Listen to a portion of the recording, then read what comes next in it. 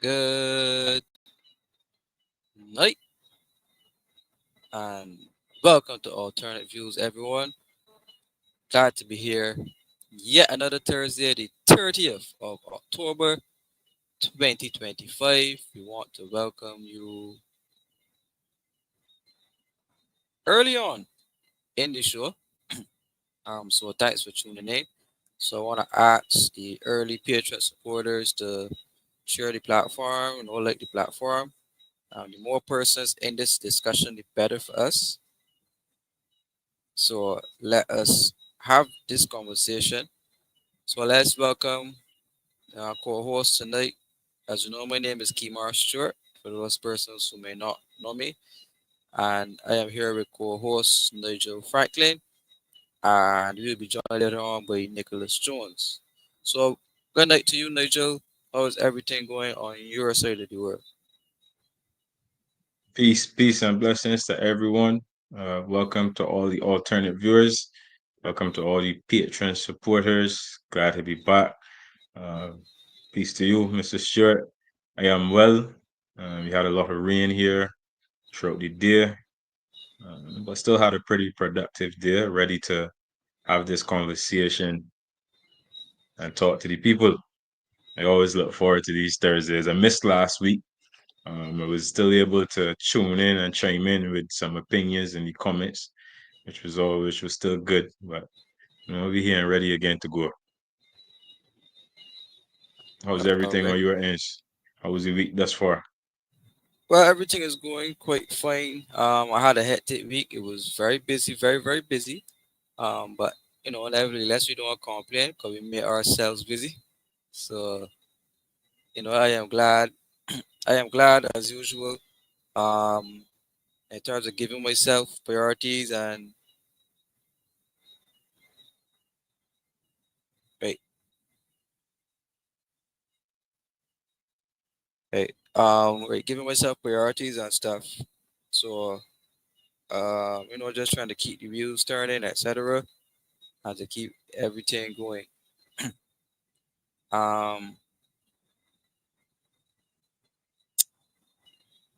yeah. So I saw some early persons coming in.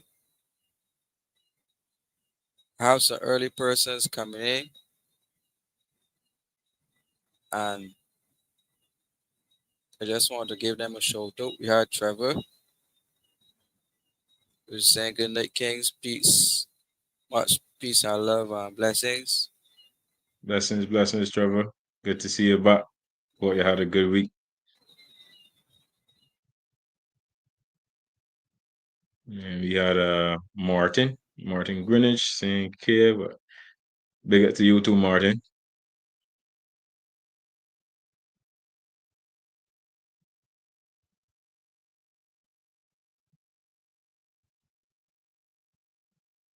All right, that's good. Good to hear. Good to hear, man.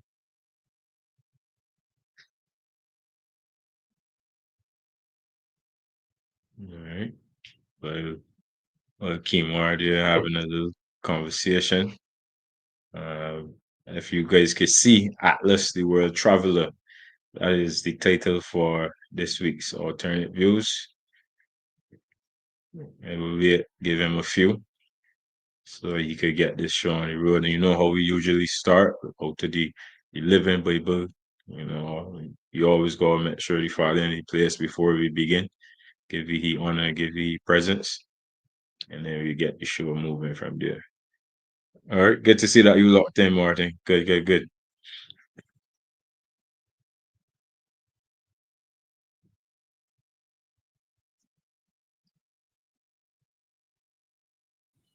Yes, just having some technical challenges, so we're just trying to ensure that everything is up and functioning.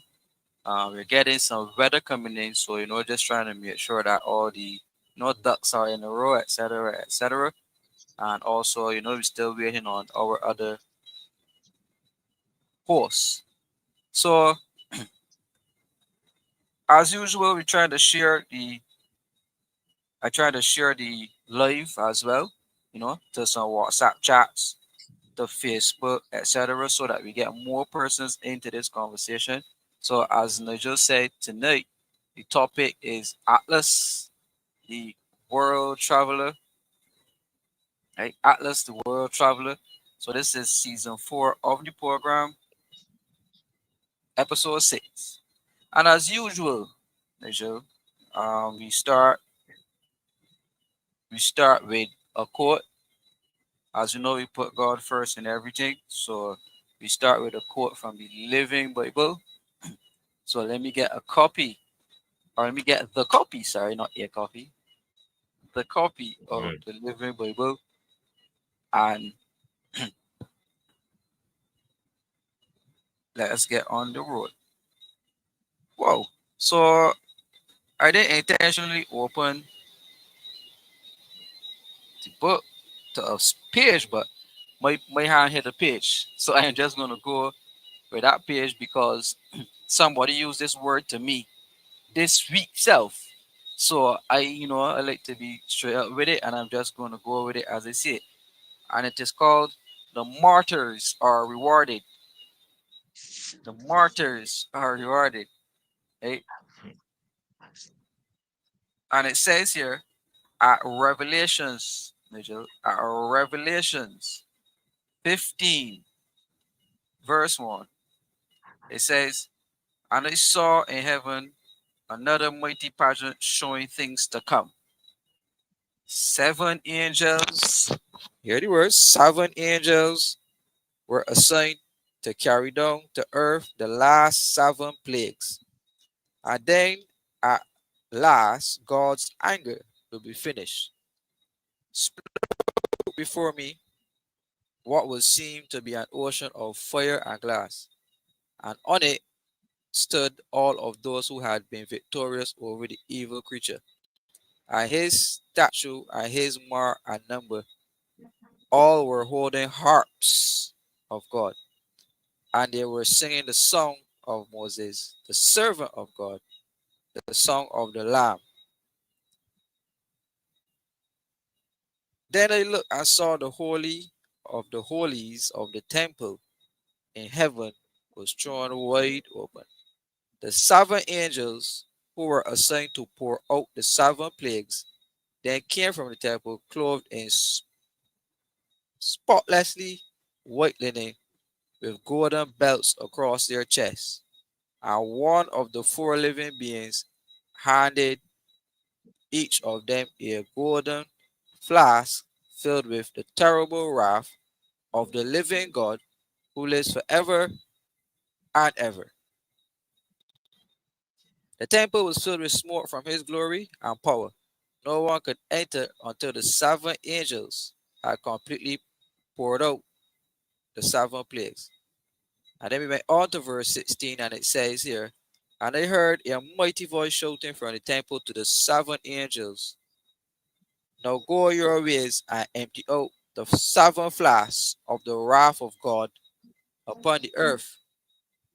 So the first angel left the temple and poured out his flask over the earth.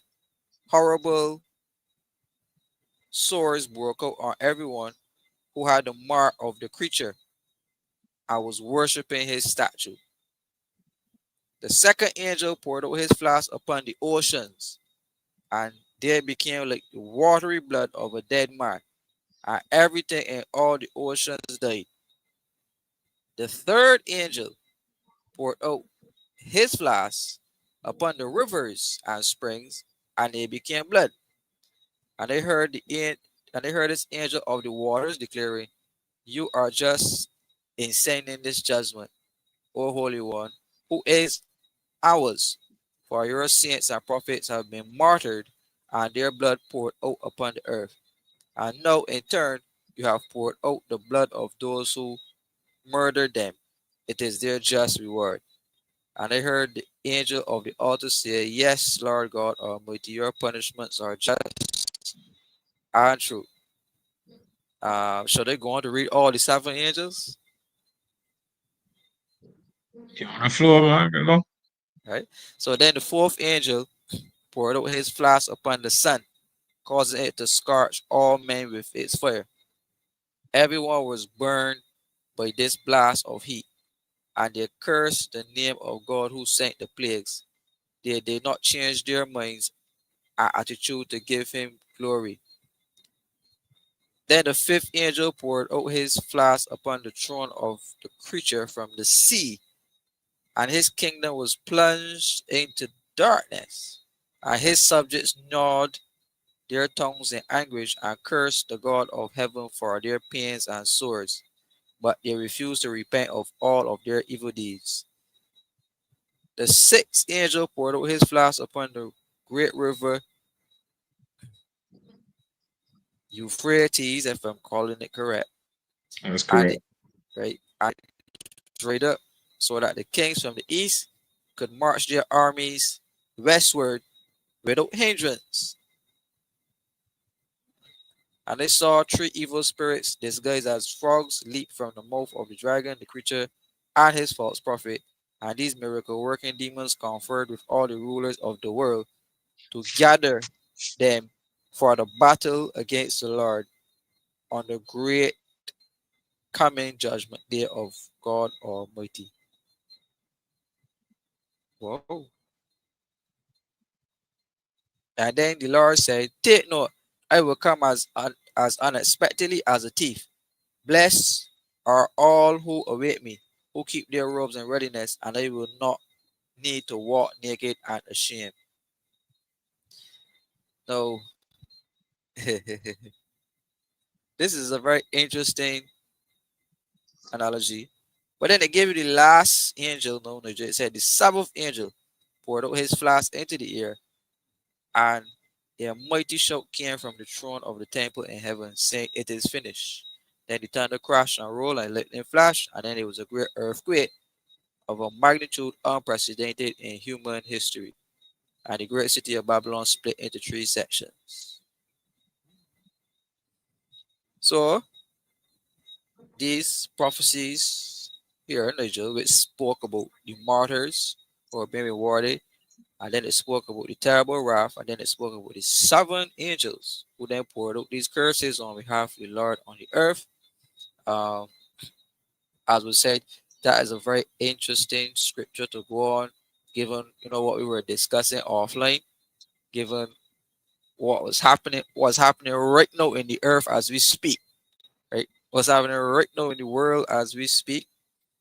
And I just took up my quarterly a moment ago before we started the show, and the quarterly gave me a saying on Thursday the 30th, right?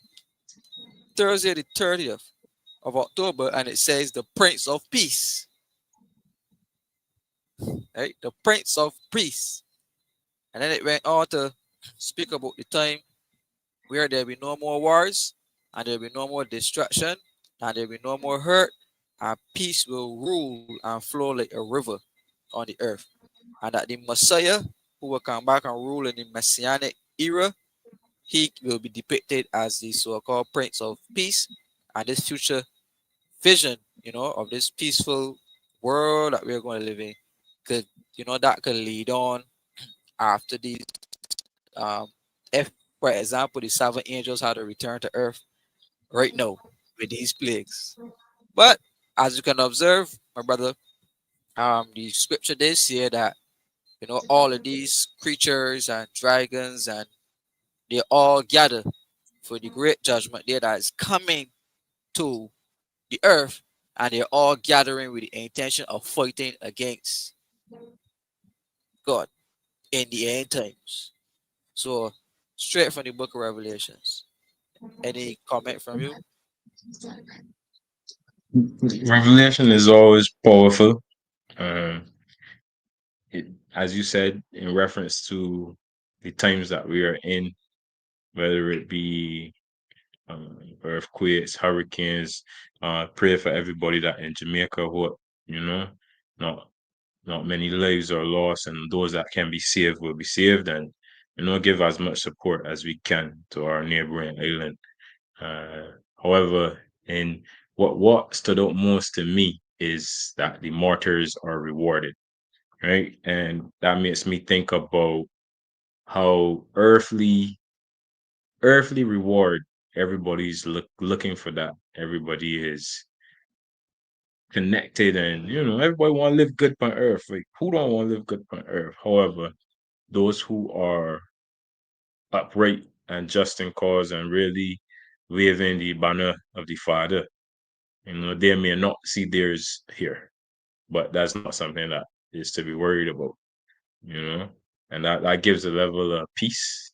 It gives a level of comfort, and it reaffirms that the mission of truth, justice, and light on this earth is a worthy mission, and we should not be afraid, not for 1 second, because if we could see, the prophecy says that all those that have shed the blood of the martyrs, they will reap their penance, they will receive their just judgments, as the scripture says. So that was a very powerful start to the show.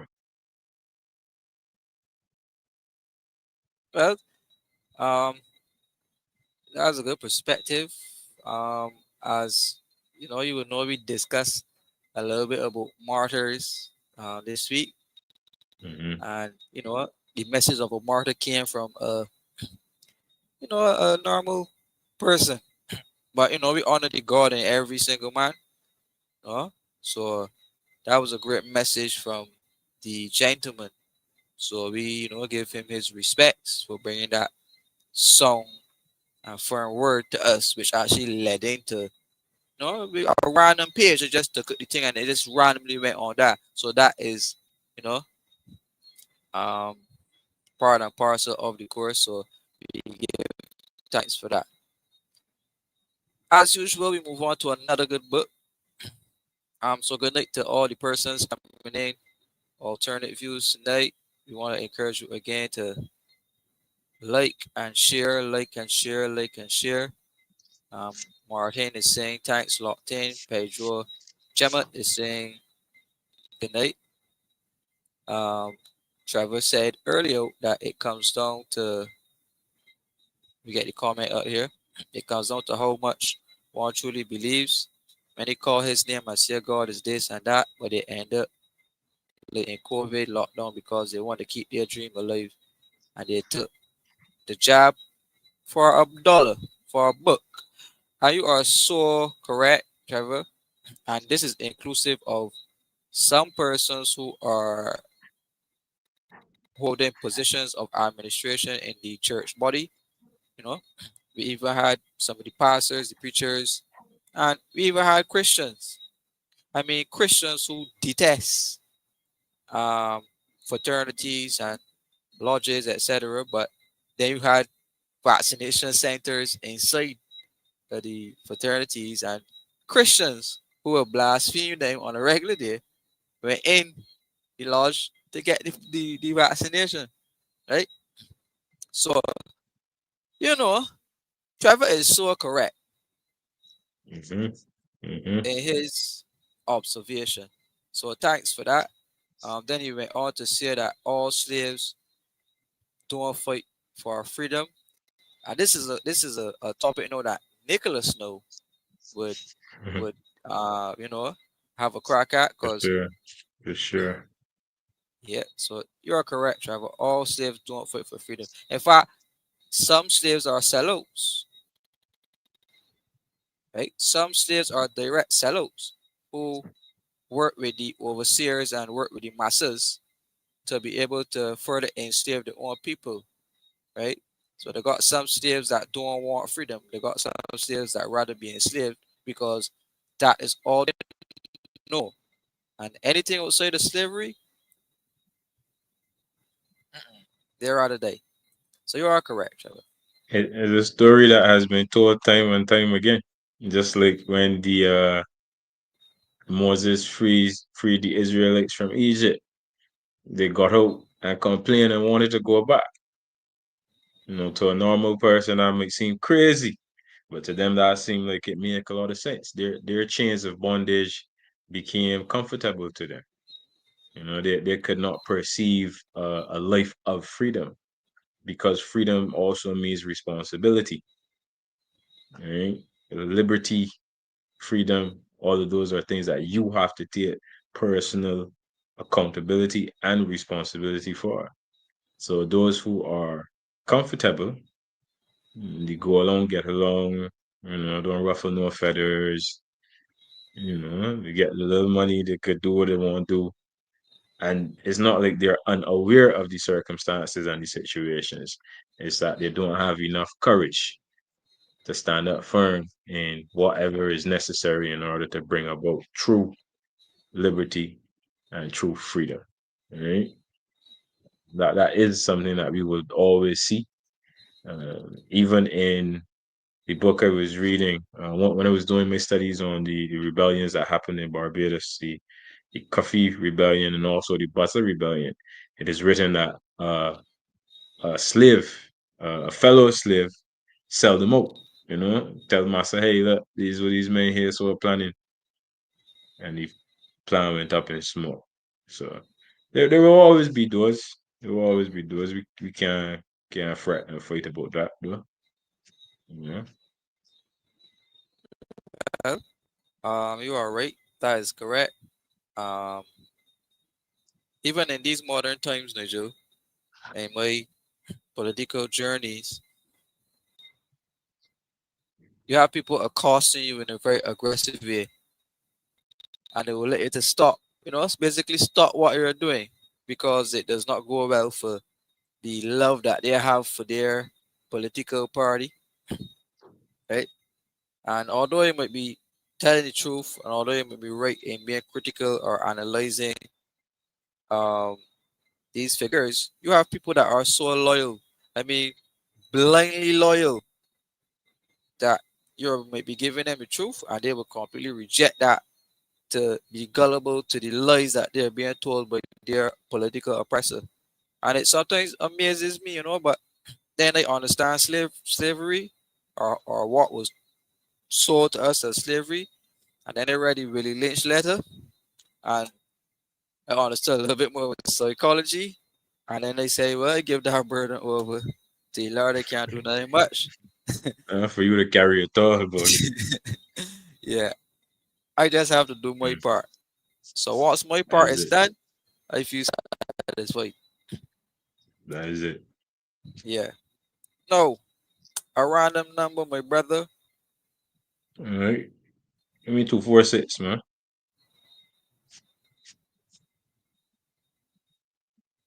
The journey. Yeah, 246. Yeah, yeah. You see him? You see him? You see how broad he's smiling? Yeah. Dr. Dennis Law, The Journey, The Path to Finding True Self Meaning. 246, Barbados. What fifth calendar to say? The Bayesian code. Mm-hmm.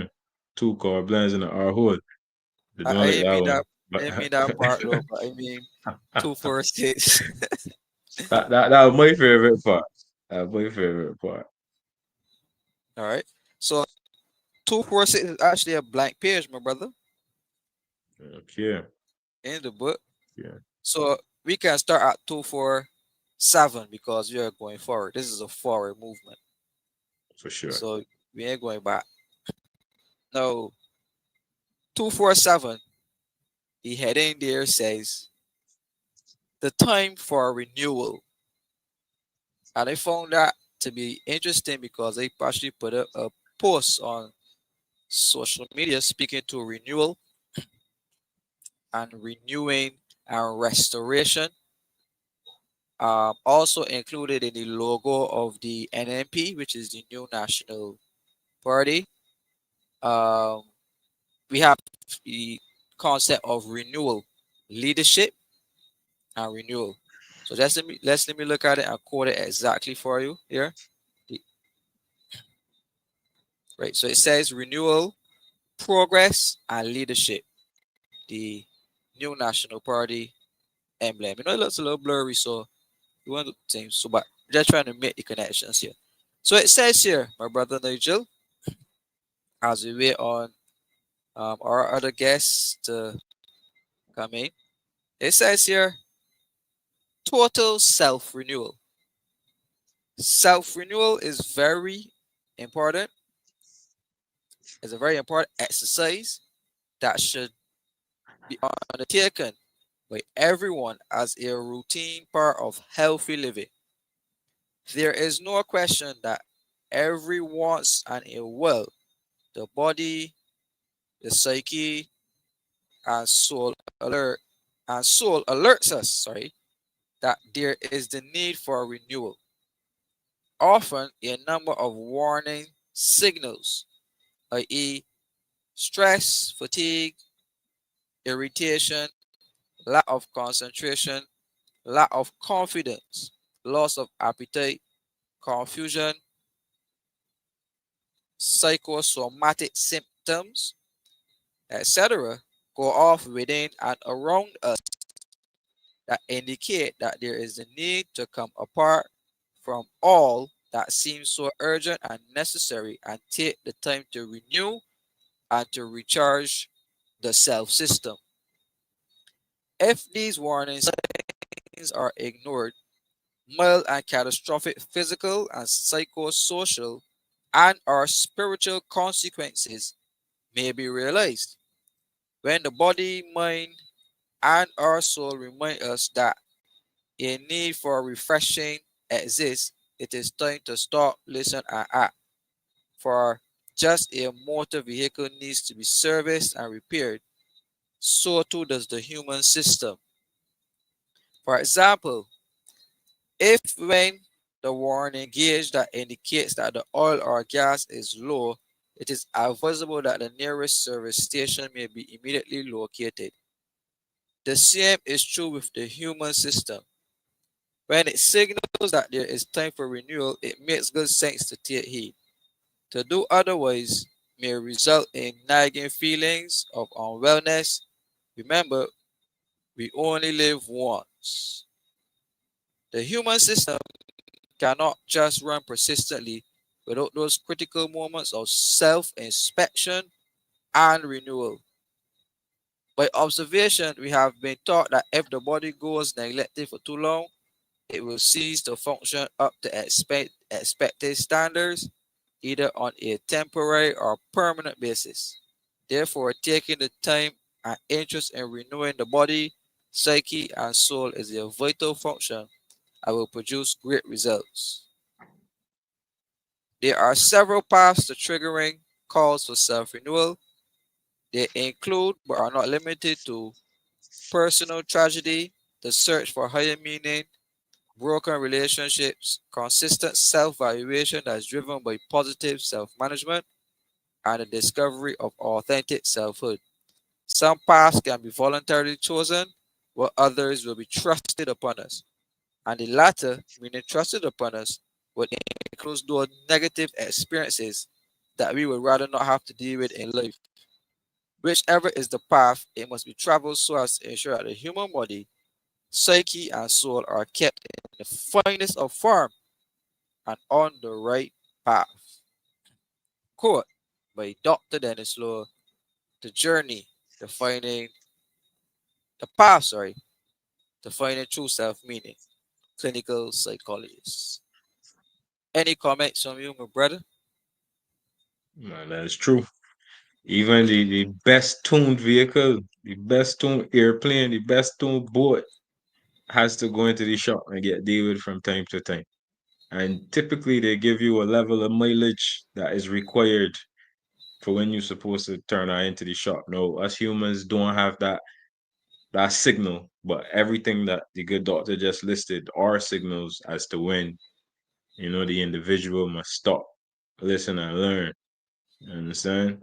Um, I think that's a very timely message as we are about to end one month and begin another, you know, as a good point of reference to say, hey, let me take a second to just evaluate the system, evaluate the mind, evaluate the spirit, evaluate the physical if it is that you don't feel as though you got as much energy as you used to have. Maybe institute some working out, 10 push ups a day. That don't hurt. 10 is turning to 20, 20 is turning to 30. If you feeling a little low in the spirit, feeling a little unconfident, pick up whatever book that you go to. I would recommend the Bible first, specifically the Book of Psalms. Those bring that brings a lot of peace, a lot of peace.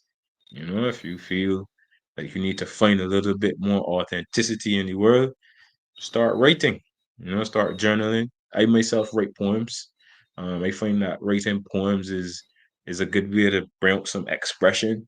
There have been many times I just wrote poems in a space, and I look back at it maybe 2 months, 3 months later, and I was like, whoa, I wrote that. So these are all avenues that we have to take advantage of to manage the self system, and um we can't export that management to anybody else. That is our responsibility. You understand? That is our responsibility. And if we are not responsible, then we end up in somebody hospital bed or somebody therapist chair, trying to find reasons and ways and how we could manage ourselves better. So very, very positive words and very, very strong words from the brother beyond the grave, Dr. Dennis Law. How about you? Any thoughts you have on it? Well, experienced it in a practical way, like fatigue, burnout, being jaded. Um, I suffered the, I would say, the inability to self renew, meaning that the you think that the self could do it, so any need for renewal, any need for exercise, any need for for them things, just want to keep going, going, going, going. But eventually, when you do run your course and you're constantly fatigued, you're losing your confidence, you're losing your direction. It took a toll on me on a personal level. And like I didn't take the break, so my body took the break for me. And as Dr. Dennis Law said, you go through consequences, physical consequences. I went through the physical consequences. I went through the spiritual consequences from not renewing the self. So then I had to implement, um, some martial arts and some beach days and some days where you say for sure, but I ain't doing no work today at all, right? Um, there had times when it was extremely stressed out from applying for job here, job there, can't get a job no matter what you do, you know, and you lose the self because that you want to be there, you want to be involved, you want to do all these things. So having to constantly renew who you are, you know, it, it constantly having to renew who you are requires you not to be going, but it requires you to sit down and take a break and listen to your thoughts and listen to the voice of God, right? So I had that experience. I had that isolating experience. And at first it was quite difficult, right? It was quite difficult. And using your recommendation of the Bible and the quarterly and you know, uh getting involved with some of the brethren who might have knowledge, um, you were able to garner information that then assisted you in the self renewal process. So it wasn't so plainly explained to me the whole Dr. Dennis Slow explained it in his book that you're actually renewing yourself by doing these things. It was like, Kimar, you gotta check yourself, because if you don't check yourself, you're gonna wreck yourself, right? Constantly running your mind all the time with that. You need to take this, you need to cut out, you need to think. And since I've done that, I constantly do it now. And it's a very liberating experience to be to constantly be renewing um the self. And when you speak about the self, you speak about the internal self, which is the spirit, and also the external self, which will be the physical. So many people will renew the external self constantly, getting a haircut regular, getting a hairdo regular. The girls will point on makeup and the nails and do all that stuff. A man in right mind shouldn't be doing that. The makeup and nails and stuff. But for a man, wearing nice clothes and feeling, hitting the gym and looking good and all those things for a man constantly helps you to renew the external self, right? Participating in activities that you never used to participate in, etc., etc., help to renew the self. So that two-pronged approach, right? I recommend it, both the external and the internal renewal, because if you do the internal renewal and you don't do the external work, well, you know, You can be lopsided in the balance. You yeah, you become very, very high minded and out of touch with physical yeah, reality. You yeah, need a healthy balance of both. Healthy, yeah. healthy balance of both. You become a monk now, Yeah, right? in that road, that some people call for it. If you call for it, then you Yeah, go on to your mountains and you say your prayers. But I think most people still want to interact and develop and you know have fulfilling experiences. yeah, Mhm. yeah. I agree. I agree. All right. Um, I want to leave alternate views for last, but we have to reintroduce another book. from another good man, and his name is Wendell Calendar. Wendell Calendar, and his book is called Living Black in Barbados. I think we touched on this. We did actually a book review on Living Black in Barbados. Um, Living Black in Barbados by Wendell Calendar. Wendell Calendar has an array of books. I mean, like double digit numbers in books. And Wendell's a very good man. Um, Wendell actually assisted me with alternate views as both him and his wife Margot during calendar. Wendell edited the book and Margot was the publisher of the book. And she still publishes books up to today. So if you are a writer and you are interested in having your book edited and published, reach Excel One Publishers, Margot Durant Calendar. It's a very good lady who published my book for me. And her husband, Wendell, who's gone to the great beyond, may the Lord rest his soul and may the Lord rest Dr. Lowe's soul as well. He left. Why I chose this book, particularly Living Black in Barbados, is because the theme resonates, right? Since we're all black people here, right? The theme resonates, right? So we had Pedro Gemma asking what year was Living Black in Barbados. Um, the book, let me just go in here and see what's happening. 2021. Copyright Wendell Charles Christopher Calendar, 2021. Edited by Margot Jurek Calendar.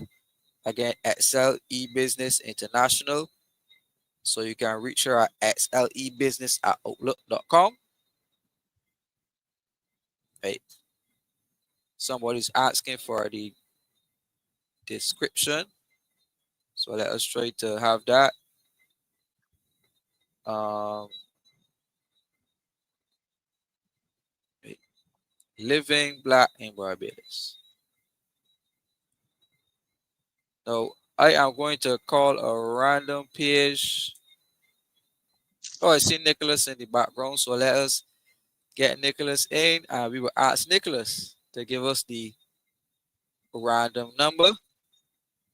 But before that, let me put that link in the chat.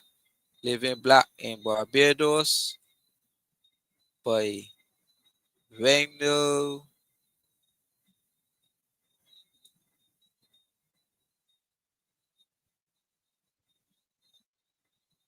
Calendar.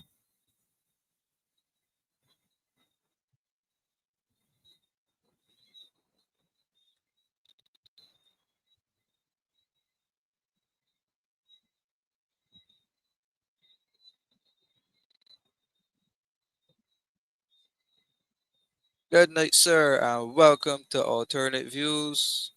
Great to have you on, Mr. Nicholas Jones. Welcome to the conversation, sir. Good night to you, Kimar. Good night to you, Nigel. Good night to all the listeners as well. Yeah, Right? born a legend. Okay, you Yeah. good? Everything, every Everybody general. good? Good to have you. Right. Good to have you here, man. Good to Yeah. be here. Right. I just want to give a shout out to the Caribbean Progress Studies Institute, who may be watching. So I give a shout out to Rashid, economist Rashid Griffith. Um, you also want to give a shout outs to Joshua. As well, we had Joshua on the show previously, some episodes back. So we're going to have the Caribbean Progress Studies Institute back on in a short manner because we like to have these conversations. A lot has been happening um, over at the CPSI, and we just wanted to give the CPSI a shout out as they are part of our working partners as well. We want to give a shout out to everyone over in Ireland. We want to give a shout out to everyone in the diaspora who may be tuned on to the program. I want to give a shout outs to lifelong learning. You're going to hear a lot about lifelong learning. Um, some more because we started out in previous episodes. So we're going to reintroduce the concept of lifelong learning to the program, right? And we have a grand announcement to make about lifelong learning. So stay tuned for what is to come surrounding lifelong learning. Uh, so yeah, back to this book here, Living Black in Barbados by Wendell Callender.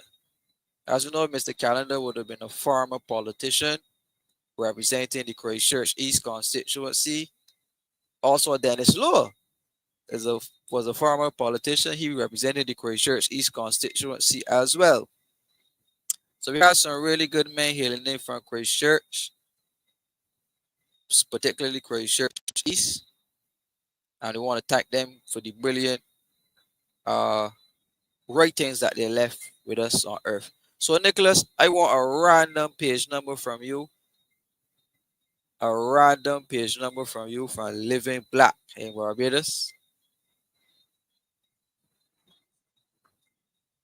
He muted. 28. 28. Let us go to 28 and see where we end up. Uh, well, 28 is the acknowledgements of the book, right? So I am going to read. Well, I shouldn't, because it has a lot of people's names in it. So you More don't 28 necessarily, then. yeah, I don't want to necessarily read out all of these names on here because right, More better safe 28. than yeah. I got you So we covered, go, buddy. yeah, to 128 and quote directly from page 128.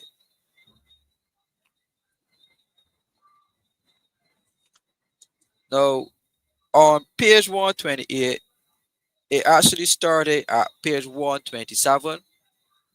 So we're going to deal with 127. Well, it starts from 126 actually.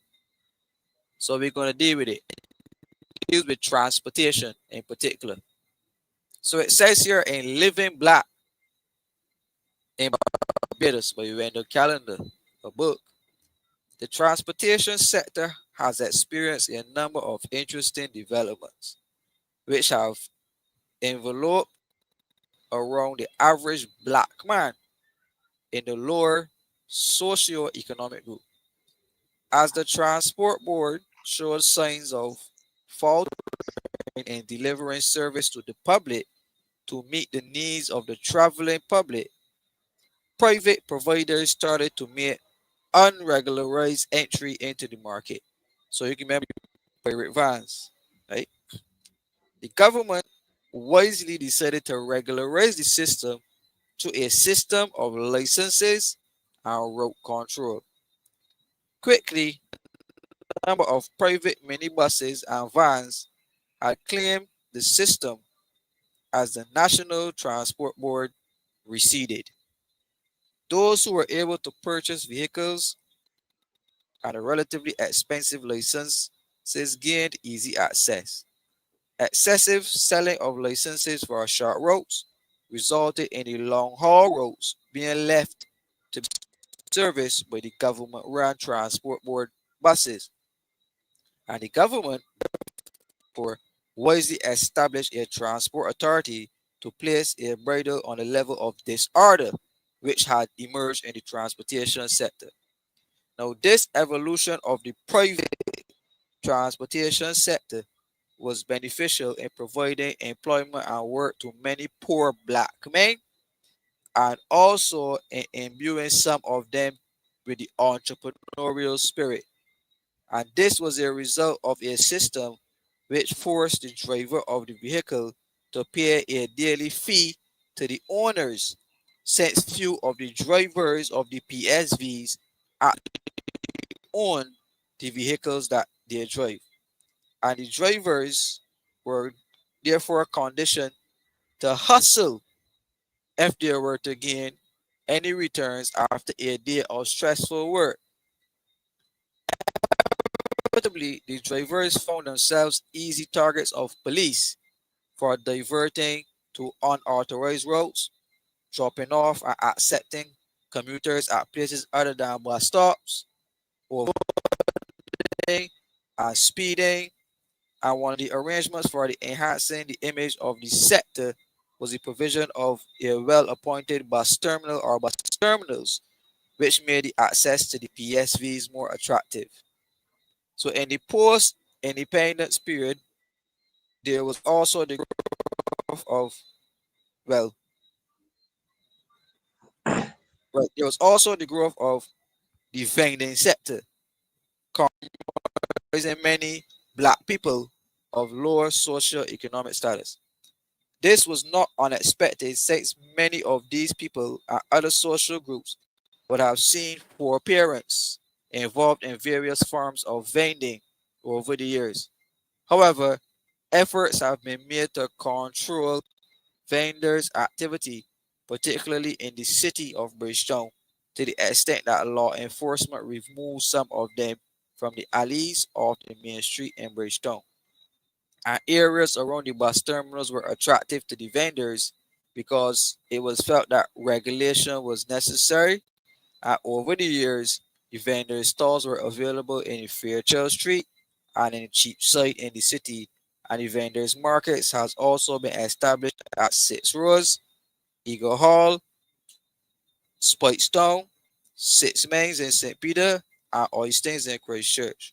And a new vendors location was recently opened on the Mighty Grinder Highway, which is Spring Garden Highway. This location, however, has been the subject of contention among vendors who are not satisfied with the paucity of the clientele visiting the area. Vending on the beach itself has offered black people another opportunity to make a living, and in the early years after independence, a sizable number of black people found vending on the beach an attractive option, especially since the number of tourists who frequented the beaches presented a viable market. Soon, government control of beach vending sought to ensure that the beaches were not swamped by those vendors. End quote. Living Black in Barbados, Wendell Charles Christopher Calendar.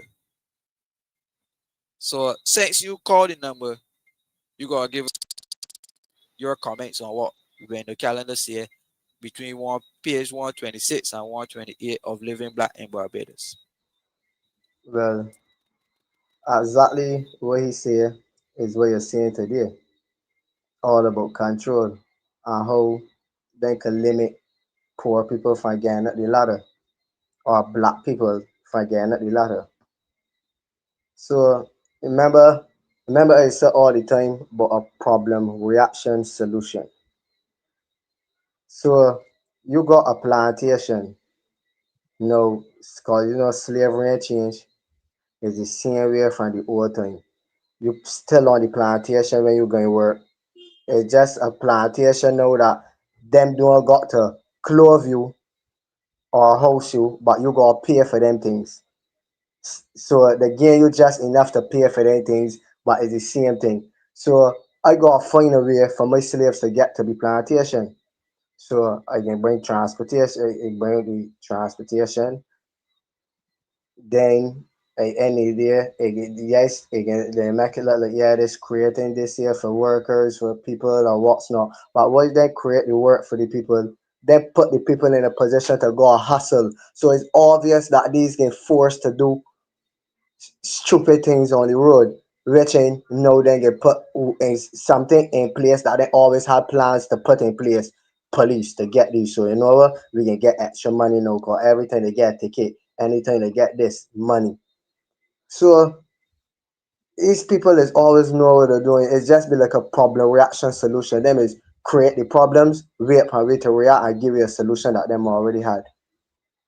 So then it goes back down to the vendors, the same thing because police then seeing vendors certain places and skinning up the things and doing all these things and asking the people where you own a campground, so how you get cane skinning at the people. You understand what I mean? And doing because they're upon certain locations also.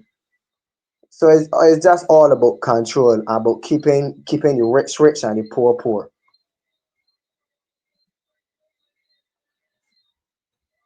All right, Nigel. Okay. What I heard from what was said and what it made me think about is now how we are transitioning within a republic to now Uber. You know, that was his point of reference was pre-independence and post-independence. Now we are in the Republic of Barbados. So now we have three different options of transportation. The Barbados Transport Board, we have the private vehicles, the minivans, the ZRs, and now we will also have Uber, one of the biggest international, well, the biggest international taxi service in the world presently. It is very interesting to see all of that competition going on in the small island of Barbados. I personally think that there will be a small few who benefit, and then there will be the majority who doesn't necessarily get reap the rewards that are being sold that this will have. That's my perspective on what was read. All right. Well, thank you very much, my brother. Um, my perspective on it is that free markets, right? Free markets where the population are allowed to operate without regulation. Very short around the corner is regulations coming, right? So as soon as the populace, right, the populace develops a free market which is unregulated by government or untaxed by government, then the government will come in and put taxes and put rules and regulations in place, right? And Correct. those taxes, rules, and regulations will essentially crowd out people out of it who can't afford to pay, right? So is it you're sending people, and when they say black people, so this is a majority black country, right? And you don't see necessarily um, other races in majority, or when you didn't see other races in majority at that particular time that when they spoke about fighting to get into the PSV sector to drive them, right? Now, do we really need over regulation by governments? Do we really need for the government to be involved in every single market there is? Or can some of these markets, free markets, function on their own? Right? And I answer that question because the IMF in particular is a free market specialist, which means that the IMF believes in smaller government, you know, less regulation, and to earn the money from indirect taxation. So, for example, in the transportation sector, to move that vehicle from there, you gotta got gas. Well, me backtrack. To be able to own a vehicle, you gotta be able to pay in and taxes and everything to clear your vehicle to the port. So the government eats there. Then you gotta get insurance. Again, government eats there. Then you gotta get gas. The government eats there again. I up to know your vehicle and move off the spot, right? So then when you start to do the work, every person that would pay you the money or whatever you turn, you collect the money, right? And that money that you collect in bus fare or transportation is supposed to be able to recoup for all the expenses that you put out. So vehicular parts, etc., etc. There's an expense to it. But here comes the government putting on all of these extra things like fees and license and extra tax, and you gotta get permit, and you gotta pay for all of these things.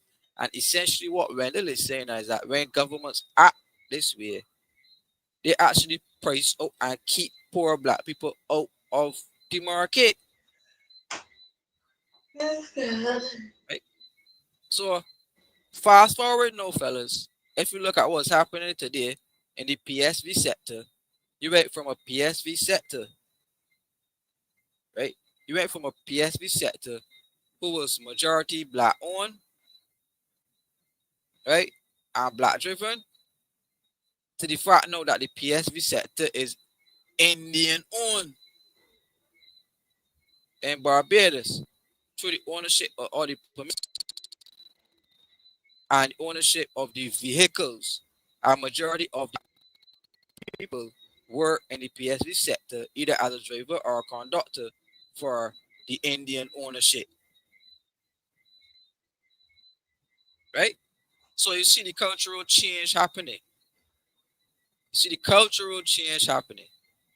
So when governments get anywhere, right? When governments get anywhere, then you see these type of emergent behaviors where anybody who got money could then enter into the market and start to buy it out and buy it up.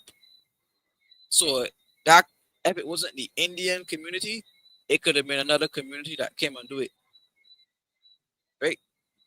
It could have been another community once who had the money and you could buy up permits. You control the PSV sector, right? So to solve that problem, you have to do what Tom Adams, the former Prime Minister of Barbados, did. Right? And those earlier leaders That, between Tom, that's been planned. right? To completely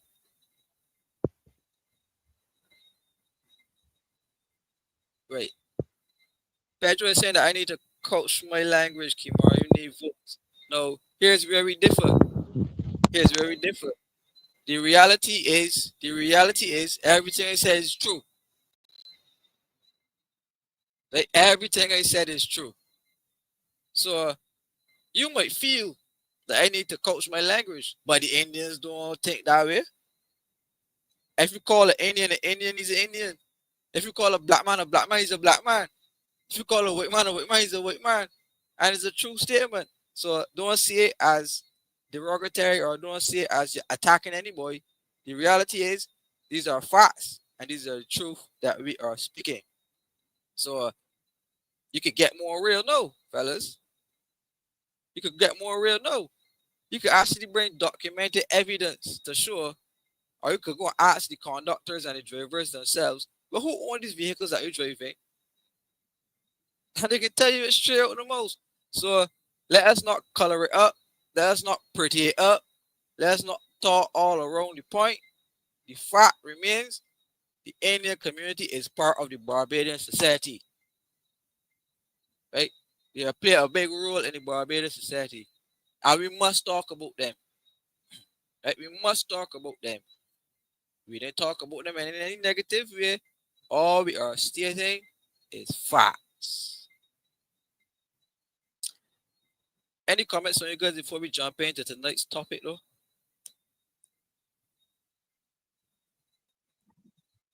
I ain't gonna add nothing to what you just said. You spoke clearly, precisely, and honestly. You need truth don't need no defense. Nick, we're seeing something that you're muted. I saying based on what you were saying earlier too, right? It just shows how the people is keep. You remember when we spoke about gatekeepers? So gatekeepers ain't always physical, you know. It don't always got to be a person, you know. A particular rule is act as a gatekeeper because it keeps certain people out. So when you do certain things, then it's only people with money that can come and buy up these things. So that's a gatekeeper right there. And people is don't see it. You understand? It's like use God point to every single thing in detail for people to or people don't see nothing or don't understand where you're coming from. but a gatekeeper ain't always a physical person. But I left something in place. I ain't there, but I left something in place that acting as me because it is still keeping you out. And that's how the people is keep a lot of we black people out and keep we suffering. Right? I agree with you. I definitely agree with you. Um, like I say, the truth don't spoil, right? The truth don't spoil. But we're the gatekeepers in this particular instance. The gatekeepers was the government in particular at that time, right? We ain't gonna point fingers and say which government, because that's not what we're debating. But Correct. to come and structure up the market in a way that you price out people, and if you observe it correctly, you price out majority of the black people, and then you allow people with the wealth and the finances to now buy into that system. Right? You then allow the persons with the wealth to buy into that system. Pinpointing it to be the truth is not, you know, in any way wrong or any other way so. So to get the solution, you must first understand the problem. You first must first understand the Correct. origin of the problem, right? And one last example of that before we move on to where we really want to discuss tonight is that that same example could transcend across Barbados' economy and many other areas. So the Trinidadians own substantial stake in the Barbados economy. That is a fact that you cannot debate or deny, right? Trinidadians own the Barbados shipping and trading. Trinidadians own Republic Bank. Trinidadians own First Citizens Bank. Yeah, you know, Massive. massive. So you don't cover up these things because people listening to these programs need this type of information to be. Oh, this is the truth, right? And we need a truth economy in Barbados. So we don't want people believing that the government own the transport sector when we clearly know that the Indians own it, It's true. right? So this is alternate views. Are we going to keep in that same vein and spirit of alternate views? Are we always going to maintain our respect for all communities in Barbados and for any ethnic group or so that we address? We will always maintain our respect. We will never lose our respect for our people. But that does not mean that we cannot have Correct. conversations of the facts that are right in our face. Right? Now, we have some comments coming in here.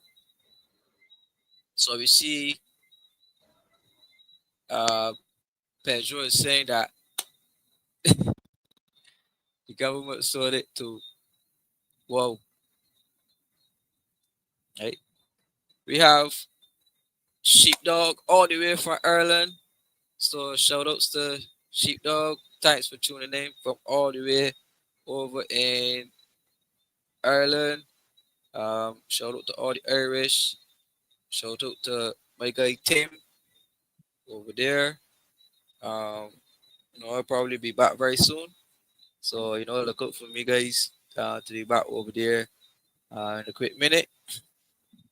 Uh, Square 4. Good night to you, Square 4. Uh, Square 4 actually gave a shout out to Nigel. Square 4 gave a shout out to Nicholas. And Square 4 gave a shout out to me.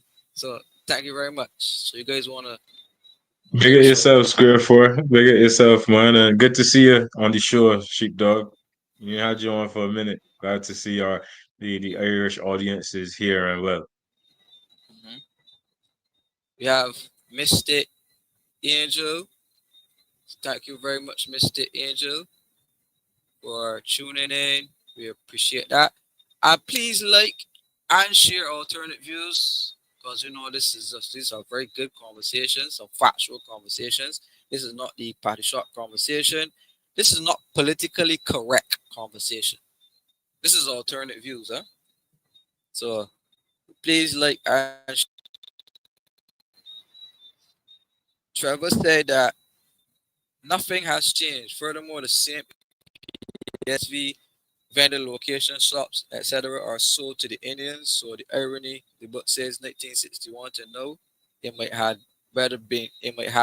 been better back then. Debatable. Sean Cool is saying good night and greetings. So greetings to you, Sean Cool. Uh, Trevor is saying that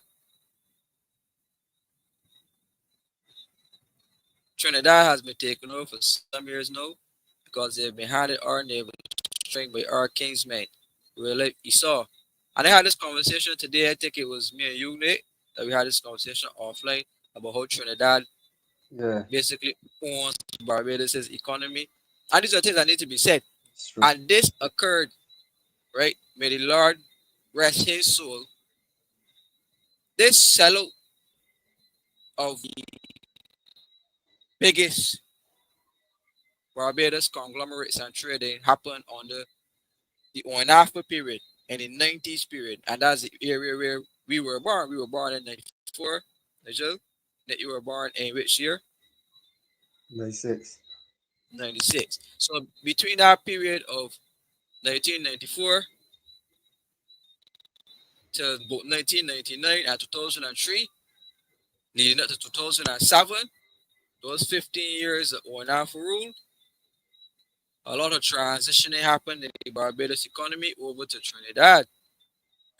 Right? And a conversation that we're going to have at some point in time because we need the actual facts. So again, to understand the solution as to what we need to do. I'm glad this conversation with Trinidad came up because just today, the Prime Minister of Trinidad and Tobago slapped 10% tariffs on all imported and manufactured goods for Caribbean economies, right?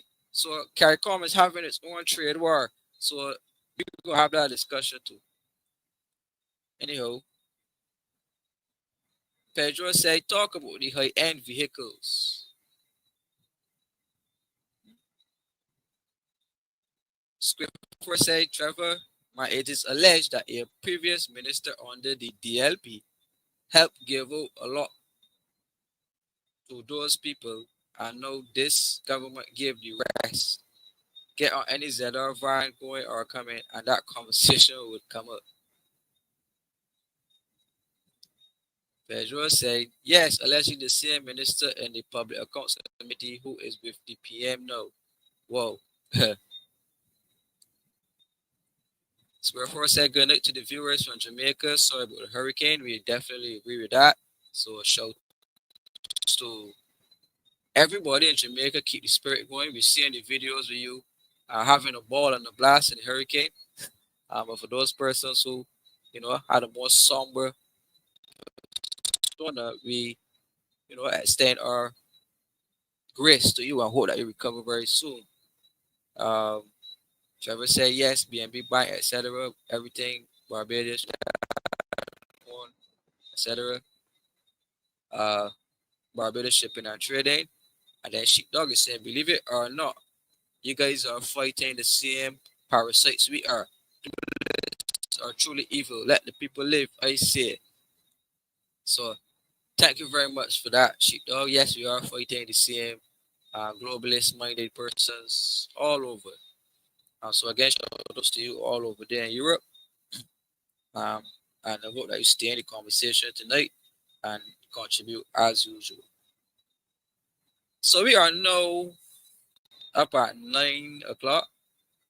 So fellas, this is really conversation now gets deep, right? So as was advertised, the topic is Atlas, the world traveler. So let us do a quick Google search, Nigel and Nicholas, as to who is Atlas exactly, right? Who is Atlas? So I'm going to put in Atlas in the Google search and I'm going to read what pops up. when they put in Atlas. Right? So I type Atlas, and it says here in Greek mythology,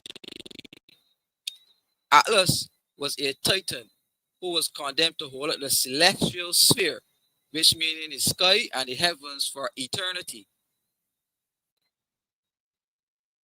After the Titans were defeated by the Olympian gods in a great war, Atlas was singled out for this immense punishment of holding up the earth, and the sky. Now, Atlas has many different meanings. It has a different meaning in anatomy and in the health world, right? So Atlas in the health world, fellas, is the first cervical vertebrae, which is the C1, which is at the top of the spine right here. That is called Atlas as well, too. So it has various different meanings. So being right here at the top of the spine, one could say that C1 or Atlas actually holds up the brain, right? One could say that it holds up the brain, similar to how the Atlas in Greek mythology is punished, holding up the heavens and the sky and holding up the earth. And if you look at any of the pictures of Atlas, a visual depiction of Atlas, you will see a man kneeling down holding up the globe on his shoulder, right? You would see that. But for tonight, fellas, we're discussing Atlas the world map, right? Atlas the world map. So I want to bring up on my screen, fellas, right? Hoping that you can see it. I want to bring up on my screen the world map Atlas, right? And we're going to get into some history tonight. We're going to get into some geography tonight. And we're going to get into some geopolitics tonight. And we're going to be able to merge all three of these ideologies. You gotta So, bring up the map more. okay, I am coming, my brother. Coming. You can see it. You can see it now. I can come in. I just want to know if you can see it at all. Yeah, we good to go. All right. So let's dive into this conversation based off certain rhetoric that we hear happening in the geopolitical sphere, right? So today, when we were discussing and planning for the show, we asked the question, and the question came up: do you believe, right? Do you believe, asking this question, do you believe that all black people come from Africa? Right? Do you believe that all black people come from Africa? Right? I am going to say that personally, I think no. I don't think all black people originated from Africa. Right? That's my personal opinion. Um, and I want to tell you why I say that. But I want to send the question, wrong Robin. Nicholas, do you believe that all black people come from Africa? No, the whole world and near Africa. We from everywhere. We's the All right. originals. We's Don't go too deep yet. Don't go too deep yet. alright, We coming. alright, We're gonna need alright. Nigel. We're good. Do you If I believe that? think all black people come from Africa, yeah, I think Yeah, so. great. So we have 2 years, well, 1 year that all black people come from Africa, and we have two no's as to we don't think that all black people came from Africa. So Trevor is saying that the same. He does not believe all black people come from Africa, and Pedro is saying he don't think all black people come from Africa. So I want to hear from you first, Nigel. What is your rationale for saying that you believe that all black people originate from Africa or come from Africa. Okay. So I can lean on scripture from a historical precedence. If we get into the three sons of Noah, right? We talk about Ham, we talk about Shem, we talk about Japheth, right? And the sons of Ham are said to be those of darker skin. The kingdoms of Cush, Nubia, that space and place where they originated and formed and colonized, for lack of better terms. Then from there, from the eastern part of Africa, where the cradle of civilization is where everything branched out. So that's my basis. That's my point of reference for it.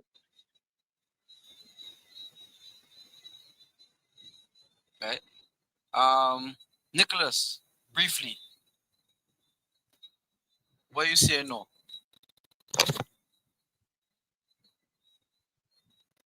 You muted. You muted, muted. Because we the originals, we come from everywhere, the whole world and near Africa. But after the flood and the world and the earth gets split up, as they find back the places, them is who named them. So we populate other places before Africa. So we can't be from they can't just come and tell you that we come from one place on this earth and the Jews from everywhere and we the Israel we populate everywhere on this earth.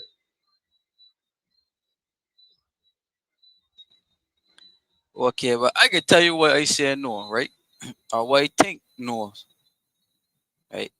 Now, you can see the map here of Africa, right?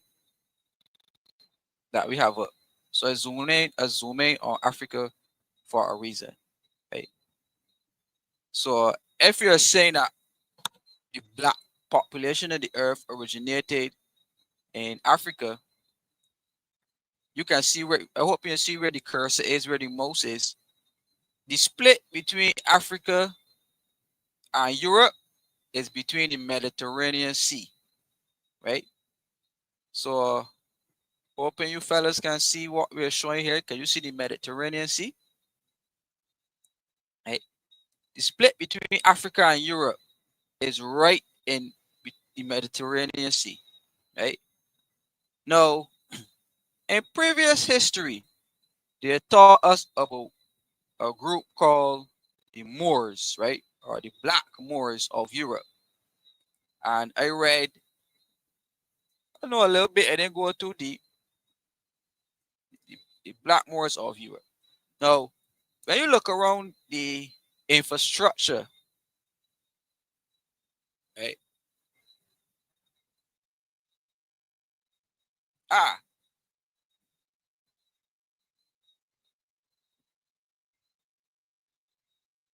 here I have it, and I know my point was going to be proven correctly.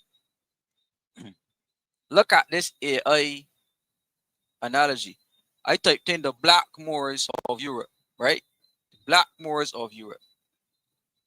And it said here, the term Black Moors often refers to northern Africans, right, who conquered and ruled parts of Spain and Portugal for nearly 800 years. And many of these Moors were a people of African descent, though the term Moor itself could encompass a range of peoples from North Africa and Spain. And their legacy includes advancement in science, medicine, architecture, and arts, which significantly influenced European development, right? It has a little bit here about what they were involved in science, architecture, the Arabic language. Here, the Arabic language of the Moors introduced thousands of words into Spanish, right? So even the Moors spoke Arabic, right? It comes down here, it says diversity, where it says that while many black Africans The term Moor could be more broadly applied to North African, call them Berbers, and Arabs, and even some Europeans of dark complexion, right? Europeans of dark complexion, and their rule is credited with helping to transition Europe from the so-called Dark Ages toward the Renaissance through their intellectual, cultural, and technological contributions, right? Okay. So it speaks here, or it spoke there of people of African descent. Now, if you guys say to me, right? If you guys say to me that all black people are of African, using that word African descent, I could say, well, yes, right? I could say yes. All black people are have the melanin, and once you have melanin in your skin, the label they gave you was African. So you could have been any part of the world. You could have been Europe. You could have been in Arabia. You could have been America. You could have been Greenland, Alaska, Antarctica. It don't matter. As long as you have pigment in your skin, you were considered to be of African descent, right? And I'm sure that that word African was another term or another terminology based off those times. But because of the times that we are using the word African, right? Now, I can put back at the map here now again, fellas. Right? Now you saw how what was happening here. You saw how close, as I tell you, Africa and Europe are. And they say people from North Africa. So it's either the people from, hear me now, Morocco. If you look at how close Morocco is to Spain and Portugal, it's either the people from Morocco, it's either the people from Algeria, it's either the people from Libya, the Egyptians, West Sahara, Senegal. These will be considered to be the northern parts of Africa, right? The northern parts of Africa.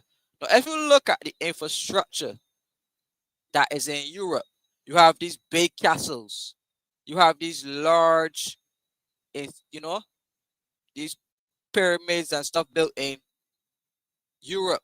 And when I say Europe, I mean Portugal, I mean Spain,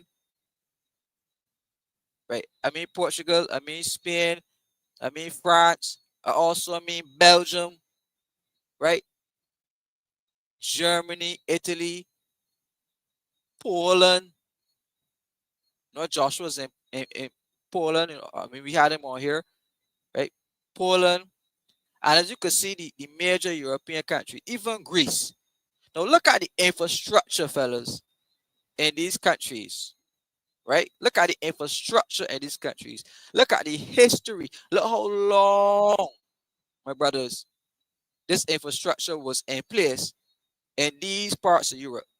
And they say to us that these parts of Europe were controlled by black people, right? And the history of Europe was black before it was white, right? So I am saying here, fellas, and this is just my thinking, this is just an analogy, that history was rewritten in such a way that it gave Europe the origin, or it gave Europe white history, and it wiped away the black origins, right? And the black nobility that ruled over the European region. And when you had the influx, sorry, because remember it spoke there about Arabs. Now, what's interesting to know about the Arabs, fellas? I hope you're following me here. When you think about Arab, you then have to come across the African map. So you can see it right here, me zoom in, check the Mediterranean Sea again. Then there's Libya. Then there's Egypt. And then between Egypt and the Red Sea, right? You can see the Red Sea right here. The Red Sea separates Egypt, Sudan, and The Saudi cursor though. Arabia. Pardon? You can hardly see the cursor. Right. All right. I'm trying my best to work on that. All right. But I just hope you're following it. So if you can see it a little bit, just try to work with it, huh? Right. So you have right here between the Red Sea. Look for the Red Sea in the middle of the page. Look for Egypt, right? You realize that Egypt and Sudan, they're in Africa. You have the Red Sea. Now, when you cross the Red Sea, you have Saudi Arabia, Saudi Arabia, and the United Arab Emirates, and Qatar, and Iran, and the Arab countries, fellas, right? The Arab countries, fellas. And if you go back to what we read earlier, it spoke about how the origins of, or part of the origins of Europe was also from Arabia, right? From Arabia. So my analogy here, fellas, right? It's just analogies, just analogies. My analogy here, fellas, is that, and I agree with Nicholas here, we were everywhere, right? So you had black people ruling over the European region, right? In terms of the kings, and I remember how the kings look very Arabian. If we look at the movies and things that they used to show us, how the earlier kings of Europe had that Arabian type look. Although they were black people, they still had that Arabian type look. When you go down to Saudi Arabia and Dubai, well, not Dubai so much, but Saudi Arabia, and you see the infrastructure, right? And this is history that we don't really get, the Arabic and the history of the Persian Gulf, right? Answer me an honest question, fellas. Who do you think had the capacity to build all of those castles, to build all of that infrastructure, right? To be able to, fellas, you see the beauty, you see the beauty of all of these artifacts that were built in Europe, right? That were built in the European region and in the Arabian region, right? And these artifacts are still there up to today, right? So it's something that you can't deny, right? It's something that you can't deny. The Arabian region and the European region. Now, they tell us, they tell us, right, that we then were colonized by the Europeans. So I am asking you guys to start first. Give it all a long run up. If we were colonized, right? If we were colonized, and if I understand my history right, the Arabians were one of the first set of people that actually enslaved the black populations of Europe, right? The Arabians. So I am asking you guys a question, because we can, go on. We're asking you guys a question. In that long run up that I just gave, I want you guys to give me a perspective, right? A perspective based off the information that was put there. I want you guys to give me a perspective between the origins of Europe, if you considered it to be more of a right, if you consider it to be more as it is now, or if it as it was before, as they put it, and the origins of it. And I want you to give me the correlation that you can see based off looking at this map right here, fellas. Right? Based off looking at this map and based off reading the earlier rhetoric, that the first nobility in Europe, it was black and more Arabian type looking. You see where Saudi Arabia, and you see where the Persian Gulf is, and you see where the Arabian Sea is. Right? And then you see where Africa is, and you see how close it is. So I will let you guys to give me a breakdown based off your perspective, also the correlations between Europe,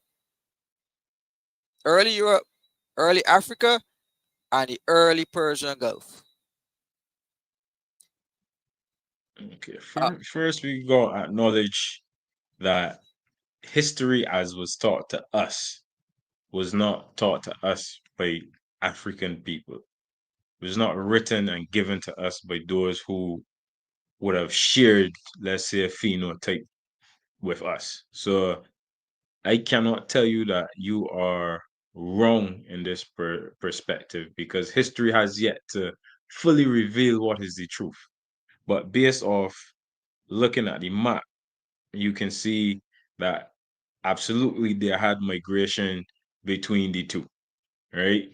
Whether that be across the Red Sea between the Arab areas and the eastern areas of Africa, and then when we talk about the north sides of Africa and those spaces like Spain, Greece, Turkey, all of those places. And what you just read about the Moors definitely does prove that to be true. And we've heard rhetoric about the Moors civilizing those that they found and saw when they moved across to the European areas. That would be my perspective on it. all right.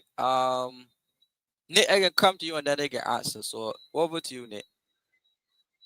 I still here looking at the map, but it looked to me like Saudi Arabia is the connection between Europe and Africa. You understand? Like in terms of as this, the Saudi Arabians is the first to end slavery because that's who that you understand.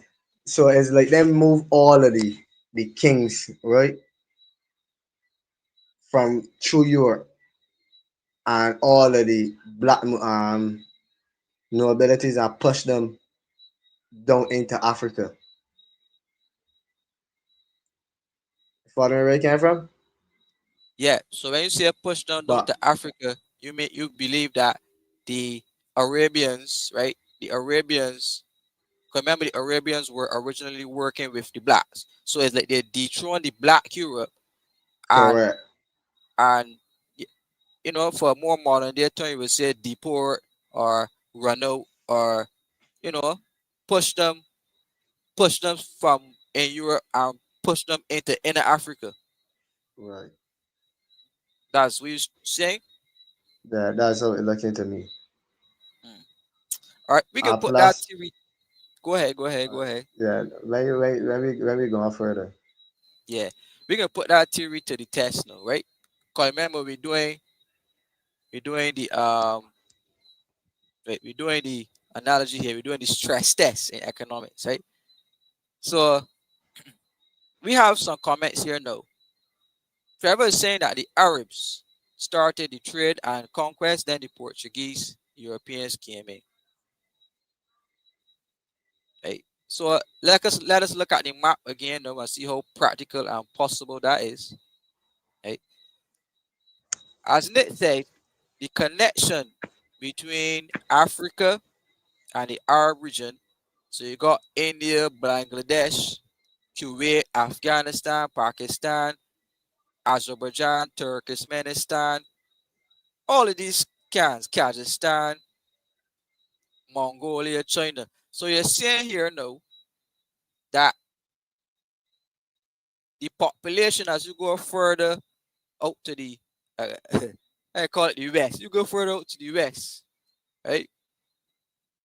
And you go in now to the Arabian region, the Persian Gulf, the Bay of Bengal, and the Arabian Sea, as we can see here, right? The black people again originated in Africa, right? So you got the African region, and then we got information now that the black people now ruled over the European region, right?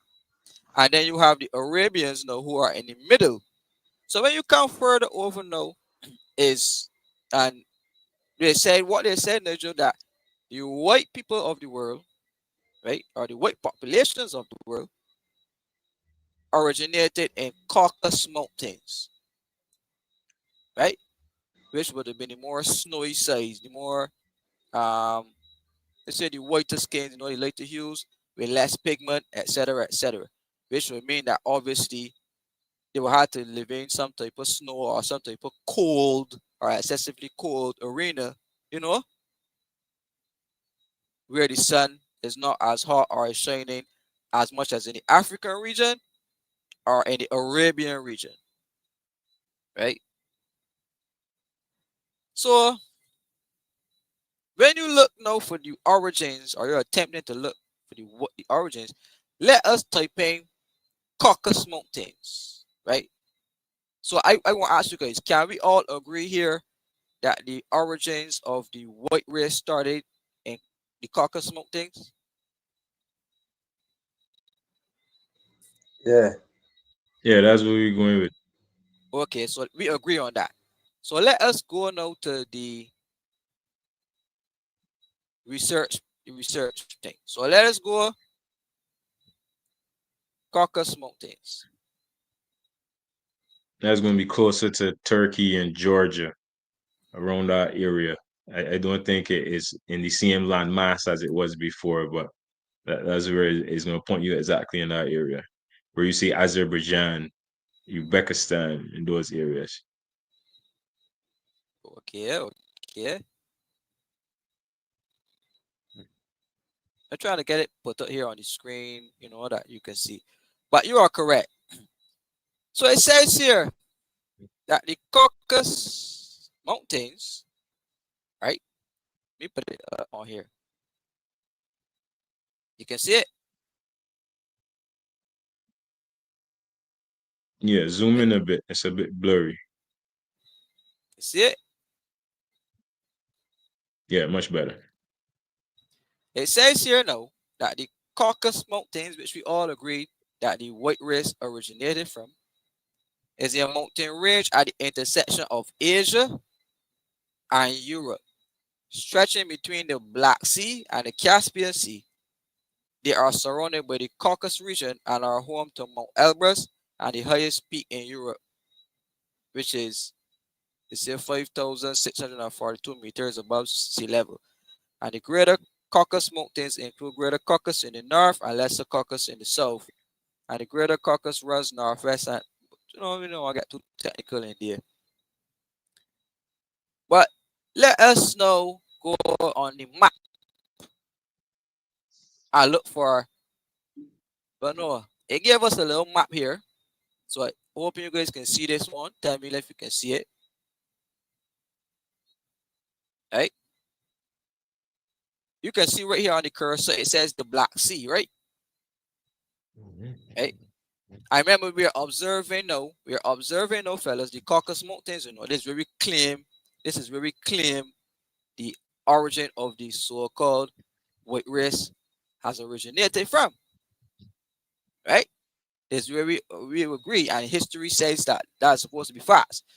So here's the Black Sea, and when you look into the actual landmass in the Black Sea, you will see the Russian Federation. Then you see Georgia. Then you see Azerbaijan. Then you see Armenia. Then you see Turkey. And then over there you see the Caspian Sea. At the bottom you see Iran. Right? So let us go back now to the other pretty color map that it has in some colors and we can see what's happening over there, and we're gonna look for those same terrains again. Right? So hoping you can see me here again, fellas. The Black Sea is right here. Right? You can see Russia. You can see the Black Sea here. Then there's the Caspian Sea again. There's Georgia right there. Kazakhstan, Turkmenistan, Armenia, Russia. Now, if this area is the Caucasus Mountains and Caucasoids, wherever, wherever, if you will see clearly that the white race originated from an area that's not necessarily so large, right? That's not necessarily the largest. Don't mind Russia. Right? We ain't talking about the total land mass of Russia we're looking at. the Caucasus Mountain side. Again, which again, if you look at where the Black Sea is, in totality, the Black Sea is closer down there by Bulgaria, and around, it comes around to Georgia, and then the Caspian Sea is in between Kazakhstan, Uzbekistan, Azerbaijan, and Russia, right? So you see that. So if they came from there, right? If they came from there, the first set of people, if you look at these things, you could see clearly how they could get into the European region, right? But remember, if you study anthropology, they told us that the white race, right? The white race, they necessarily have the intellectual and the cultural and the spiritual inner, they hold the black race and the Arabian race. And if you look at majority races, the black race is the majority race on the planet, right? And then the more Asian type race comes in second in terms of numbers, right? And then the white race now don't have as much numbers on the planet as those two races, right? Yeah, we could accept that. So if you're looking at geography, fellas, right, and you say for example we go back in history, and the first set of people coming out from the Caucasus Mountains decide, well, what we gonna do here? Remember, history showed us that the Arabs and the Arabians are the first people that enslaved the blacks, right? So that would mean that the Arabs had a certain amount of wealth, etc., etc., to be able to encourage migration, right? To be able to encourage migration of the whites from the Caucasus Mountains into Europe. So let us look at the map close enough, fellas. Let's look at the map close enough. How would you get people from the Caucasus Mountains, right? How would you get people from the Caucasus Mountains into the European regions if you didn't have the wealth to do so, you know, if you didn't have the facilities, whatever to do so, the animals, the camels you ride, the donkeys you ride, the horses you ride, the cows you ride, etc., etc. Right? So again, fellas, we gonna get a little modern now. You guys can remember the war going on right now between Russia and Ukraine, right? Do you realize here at Ukraine, fellas? I'm gonna put the cursor there. At Ukraine, right? You can actually get from the same Azerbaijan, Georgia, Turkmenistan, Kazakhstan, Russia. You can actually come through Ukraine and come from Ukraine straight into Poland, into Germany, into France. You can almost walk, right? So I hope you see how the geography is set up here, fellas. Right? Check out again the big landmass Russia, right? Because we're dealing with the source of it and the origin of it. The big landmass Russia, are you leaving Russia around the Black Sea area, around this Caucasus side? You either have to find a way through Turkey, right? You come Turkey, Iraq, Saudi Arabia, Syria, and then over the Red Sea, right? Then over the Red Sea, you can see Israel here, Syria, through Syria, Iraq, Saudi, and then to Africa. We can't accept that because the whites they not settle Africa like how the blacks are in Africa. The whites settle Europe. So you can clearly see that the trade route had to be, fellas, in my estimation, the route to transport the people from the Caucasus Mountains had to be through the same Ukraine, fellas, right? Based off this map, it had to be through the same Ukraine, Belarus, Germany, Poland, etc., etc., etc. No, think back, fellas, right? Think back. You remember the history of Hitler, right? Remember the history of Hitler. You remember the history of the USSR, the Soviet Unions, and these settlements always preach what, fellas? Not white supremacy and white being the better, more superior race. If you look based off geography, fellas, right? If you look based off geography, Germany, Poland, Ukraine, etc., etc., I would say where the whites more settled, that philosophy of white superiority was more dominant in places like Russia, Ukraine, Poland, and Germany. And that's history that we can't deny, right? Now, can you see based off this map why those particular countries would hold that philosophy?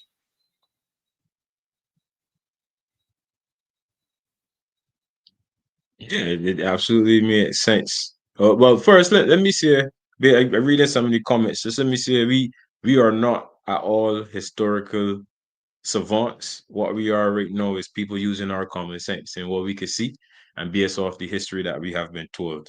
So this is all a learning lesson as we promote lifelong learning. We see the comment from Sheepdog. I definitely did not know that. He says that Irish and Egyptian share specific genomes. That's definitely new information to me. However, to answer your question, Kimar, absolutely we can see how that can go if we are looking at migration routes from the Caucasus Mountains, Georgia, Azerbaijan. It's either they would migrate through Ukraine, through Romania, throughout the rest of Europe, or they would migrate downwards through Turkey, Armenia, Iraq, and then through that side, Yemen, down into Ethiopia, into the rest of Africa. So either of those two routes would have to be the truth. And I'm pretty sure there is documentation out there to back up or to show us different as to what we are saying. How about you, Nick? Right, that's the same thing that I was saying earlier. So I support what he's saying. But that's the same thing that I was saying earlier. We're gonna be that route. Either the route coming through Saudi or the same one coming through right is he moved Mhm, it. I can't have a second when you see half of the map. mhm, But mhm. yeah, the same Okay, thing that he this was is saying is what he's saying earlier. this is a very interesting topic, and it's funny that I Correct. recently purchased a book, um, "The Black Man of the Nile," right, and this is by Dr. Yosef Ben Yochanan, right? He is a or was a, he's passed on, transition, but he is a historian that made it his business to tell the people of Africa a true and intact history. Because as I said earlier in the conversation, most of the history that I have learned, coming from primary school, secondary school, and even in university level, those books were never written by black people, by people of African origin. Correct. So That was for so indoctrination.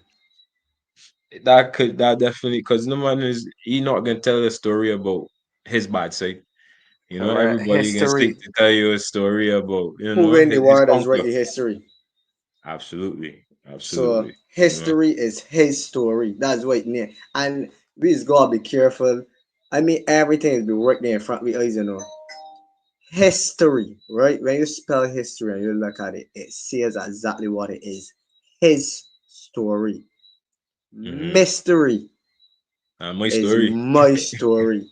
You understand? What the ink telling Uh-huh. me is me. Whatever they tell me is false. What you gotta do with the information that them do, right? You just gotta dissect it, take out the belly, twist it in, turn it inside out, point back. You just gotta what we call reverse engineer. Ain't nothing that them tell you that is true. I mean, the thing is, right? You can never get lies without the truth. So by them giving you the lies, you should always be able to find the truth. Because the truth don't hide from the seeker is hide from the truth. You can never get lies without the truth. So everything that them telling we is gotten piece of the truth. Rather them take it and turn it to something for them to use and tell we that is them that who invented or who first start using it, you can look back and then dissect it and then you put one or two together, then you realize you, boy, these is things that we are doing and these people take it and use it and make we fear because when evil using it, we get feared. You understand what I'm saying? So you just go reverse engineer rather than human. So you just gotta look for basically just look for the silver lining. Yeah. Yeah, you know how it is. Look for the look for the Yeah. silver lining. All right. So what motivated this topic, fellas, is the geopolitical war that we are having right now, right? And then the fact that we were looking at Africa in a very serious way, and we started to look at the connection between the UAE and the Arabs, and the connection that the UAE and the Arabs is having with Africa, and also the Caribbean, right? So this inspired us to do a little bit of anthropology as well, do a little history, and just basically look at Atlas, right? We're looking at Atlas. So Africa now seems to be the head of the world, right? To be the skull of the world, and it seems as though the UAE is becoming Atlas and holding up the African region, or trying to hold up the African region and to hold up the Caribbean, right? So, interesting. Now, when we try to figure out all of these wars and rumors of wars, I made a statement earlier about the Prince of Peace, and it says here that although the main focus has been constituted and divinely commanded and assisted wars of the Old Testament, we need to mention the presence of another quality significant theme of the Old Testament's prophetic writings, and that is the future vision of the peaceful messianic era, and the Messiah depicted as the Prince of Peace, again settling all of these so-called wars, right? So again, fellas, based off geography, we can clearly see the route or the two routes that could be taken out of the Caucasus Mountains, where we see that the race sort of originated from there, and they went, and you could see how easy through Ukraine, right? Through Ukraine, how they would then enter into Europe to then conquer Europe.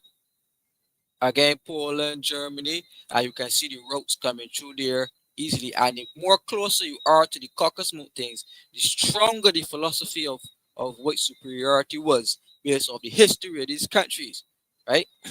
So, France, again, a country that was dominated by black nobility, Spain, etc., even Ireland, Scotland, England, right? So, here you have it now, the white race now taking up, conquering the European race. Majority of the black people then skipped out of, ran out to Europe, ran into Africa, took up refuge in Africa. Now, there's also a route here, and we can see in this route here to Turkey, right? If you can see Turkey, it seems as though you can come from Armenia and Georgia, and you can come through Syria, right? If you come through Armenia, you can come through Armenia, you can come through Iraq, Jordan. And then when you get to Iraq, Syria, and Jordan, where do you but? Straight on to Israel. And as we know, Israel is the place right now, right? Right. Israel is the place right now where we are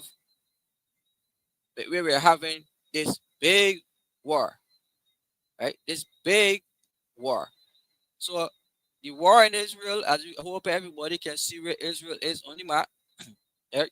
Tonight is geography lessons, Atlas, the world traveler. So Syria, right here, and Israel. You see how small Israel is. And Israel is the only Christian country surrounded by influx of Islamic countries, right? An influx of Islamic countries. So you see the cursor here on Israel. Syria is an Islamic country. Egypt, I would say, is majority Islamic. Jordan, Islam. Iraq, Islam. Saudi, Islam. Bahrain, Islam. Right? Then you got Turkey here, Islam. Right? And Israel being the only Christian country, right? Somewhere in there, but this map don't got on Palestine on it, right? This particular map don't have on Palestine on it. But let me put Palestine there for conversation's sake, right? So why would Israel and Palestine be involved in all of this debacle, right? West Bank and East Bank and all this type of stuff. So right here by the cursor, Israel Lamas. So on the side closer to Egypt is where Palestine would be, right? Is where Palestine would be. And as you can see closer to Egypt, there's this thing right here called the Red Sea, right? There's this thing here called the Red Sea.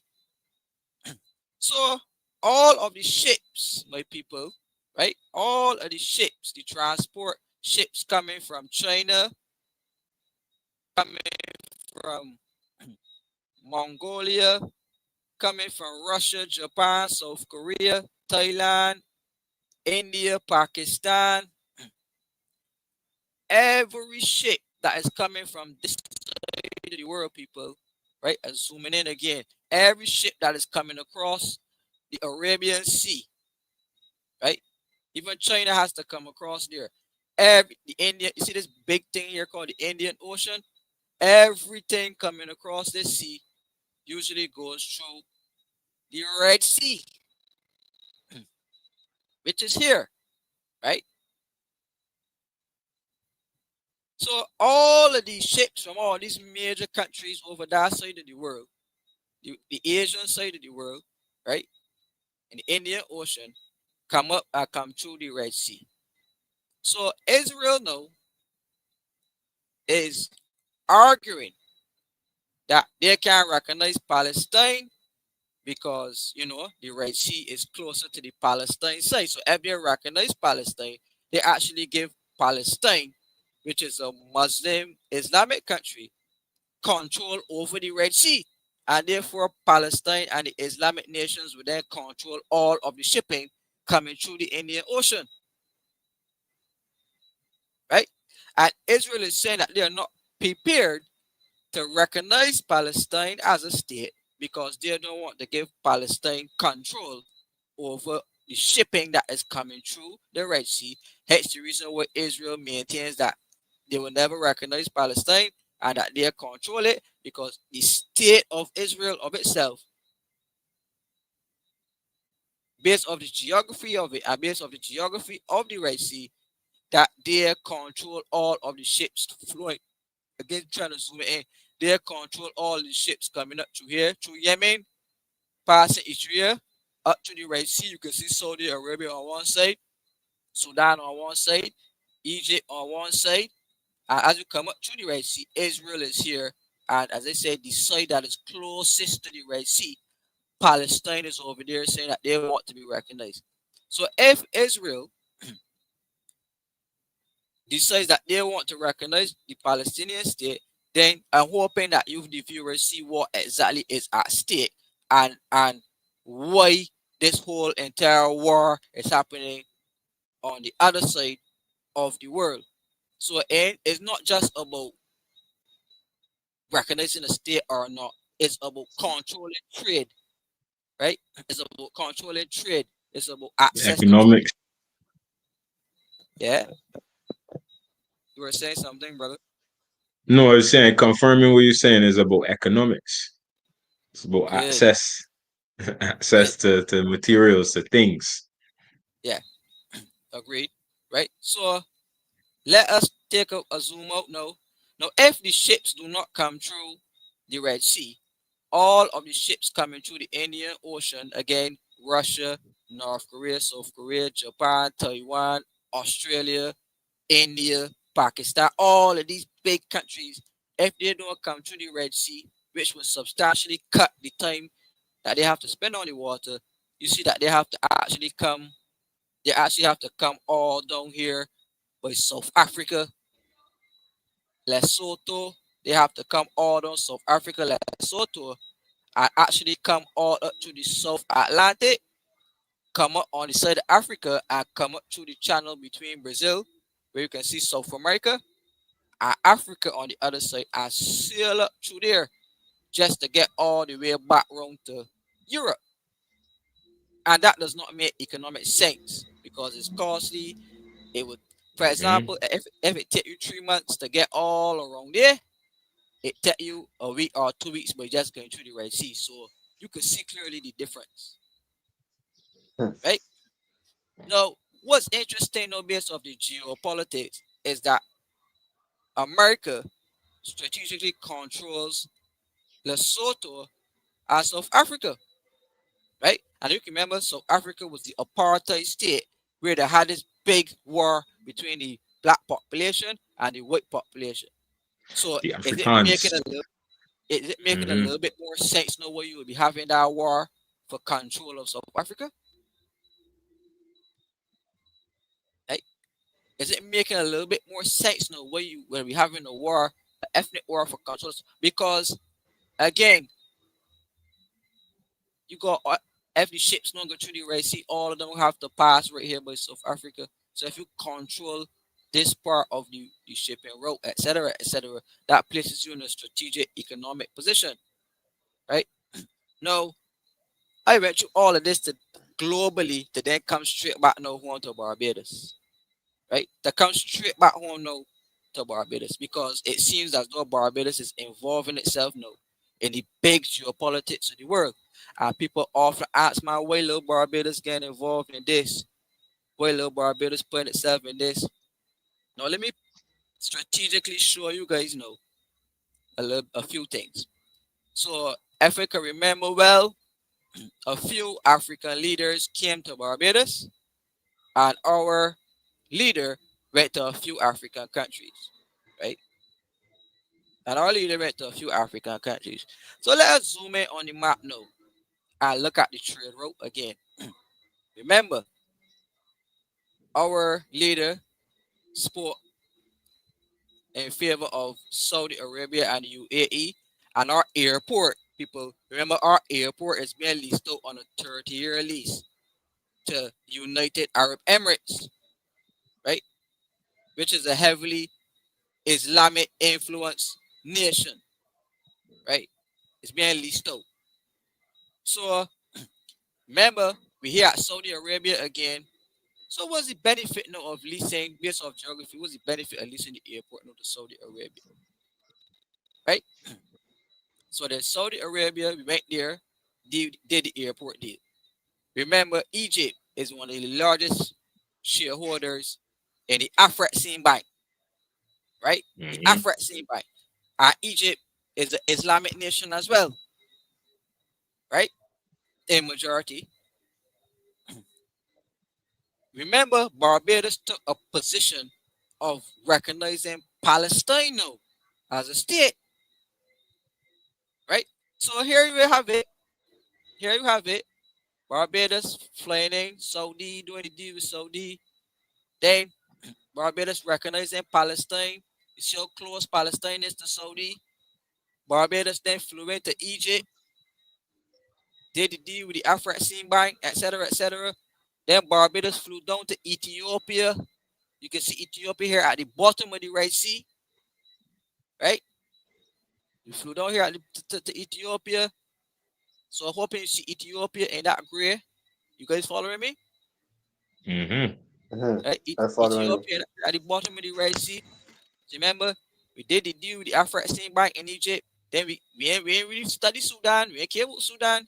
We came straight down to Ethiopia. We then had a meeting with the people from Eritrea, right? We had a meeting with those people as well. And then if we come down people, and then we had a meeting with Kenya, which is right here on the Ethiopia, right? With Kenya, right here. Past Kenya now, my people.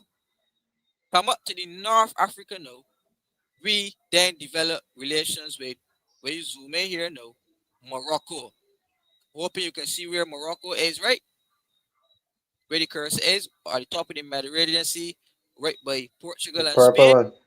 Yeah, we then develop relations with them in a serious way. So then the airplane went there as well, right? That in a Muslim country too, a Muslim state. Yeah, a majority. So come down now again, people, right? We then went on to Nigeria, which is right here, right? Right here. And then Ghana is somewhere in the room here as well too. Now, if you look at it strategically, people, Morocco at the top in the north, right?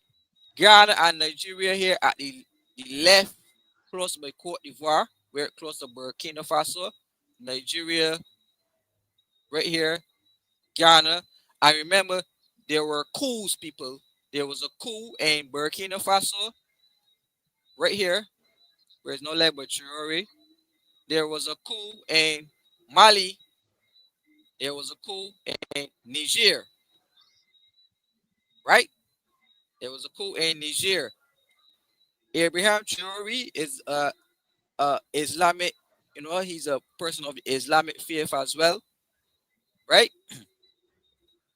Nigeria has problems with Boko Haram right now, where you have the religious war between the Christians and the Islamic nation, right? But if you come straight across, people, to the state now called Liberia, remember I did a video speaking about how they load up Barbadians on ships and Barbadians went over to Liberia and settled Liberia.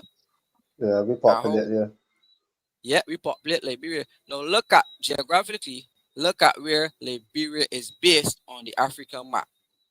Liberia is almost, kind of ish, almost the closest African state, almost the closest African state to South America and therefore Barbados, Mm-hmm. right? We also had the guy from Senegal coming here called Macky Sall, right? And look where Senegal is, right on the coast again of Africa. So can you see the strategic? If I had an airplane, I would have put the airplane on there to show you how the leadership of Barbados flew to these specific countries, and you will end up seeing how geographically how it all makes sense now. Where there's the connection between again the Arabs and United Arab Emirates and key strategic Islamic states over in Africa, and how Barbados is tying all of the Islamic African states into one connection and one trade route with origins straight in Arabia and the deal with the airport and the monies, the substantial amount of money that we are now receiving from United Arab Emirates. Just this week, we received money from the Money Saudi. to terrorist country ain't a Muslim country. Hmm. Cause that's exactly what happened. Cause they come and bring the things and build the mosque and recruit we own black people. Cause that's all they do. And turn this country into a full Muslim country, whereas they don't ever respect women in that faith on they belittle women and feel that they're more superior than women. So I went like that, I can't hear. The Bajans were going on. Well, I mean, I ain't gonna get as strong, no, a strong opinion as you, right, on it. But I'm hoping people could see strategically, based off what we said, what happened here. No, I want to show you a quick one, and then we're gonna wrap up because we're at 10 o'clock. We're at 10 o'clock, so I don't want to carry on too long. Check this out, people. We know that the Fort St. Anne's Fort in Barbados is for sale, right? St. Anne's Fort in Barbados is for sale. So what's interesting though is that St. Kitts as well is actually following Barbados's lead as it relates to flying to these specific UAE countries and the African countries that are Islamic oriented, right? And recently St. Kitts sold what they call Fort Thomas, right? If you look at this depiction of Fort Thomas, you can clearly see that this is a type of Islamic arrangement, right? Islamic infrastructure being built at Fort Thomas, right? In St. Kitts. And Fort Thomas is one of the places where the British, my brothers, where the British used to protect themselves from invasion when they actually conquered, right? Where they actually conquered and they used it to defend themselves. So Fort Thomas in St. Kitts is being sold an old British fortress. And as you can see the style here that is being put up for them. And it says that the Fort Thomas site is being sold, etc., etc. And it's being sold with the, as I tell you, and a mosque, a big international mosque is being put on the site at Fort Thomas. So quickly, I just want to put a St. Anne's Fort and a done. St. Anne's Fort, Barbados to be sold. Cause I gotta bring these things up for people to see.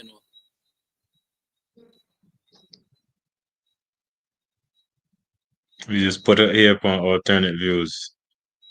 Yeah, right. This one last thing and we done.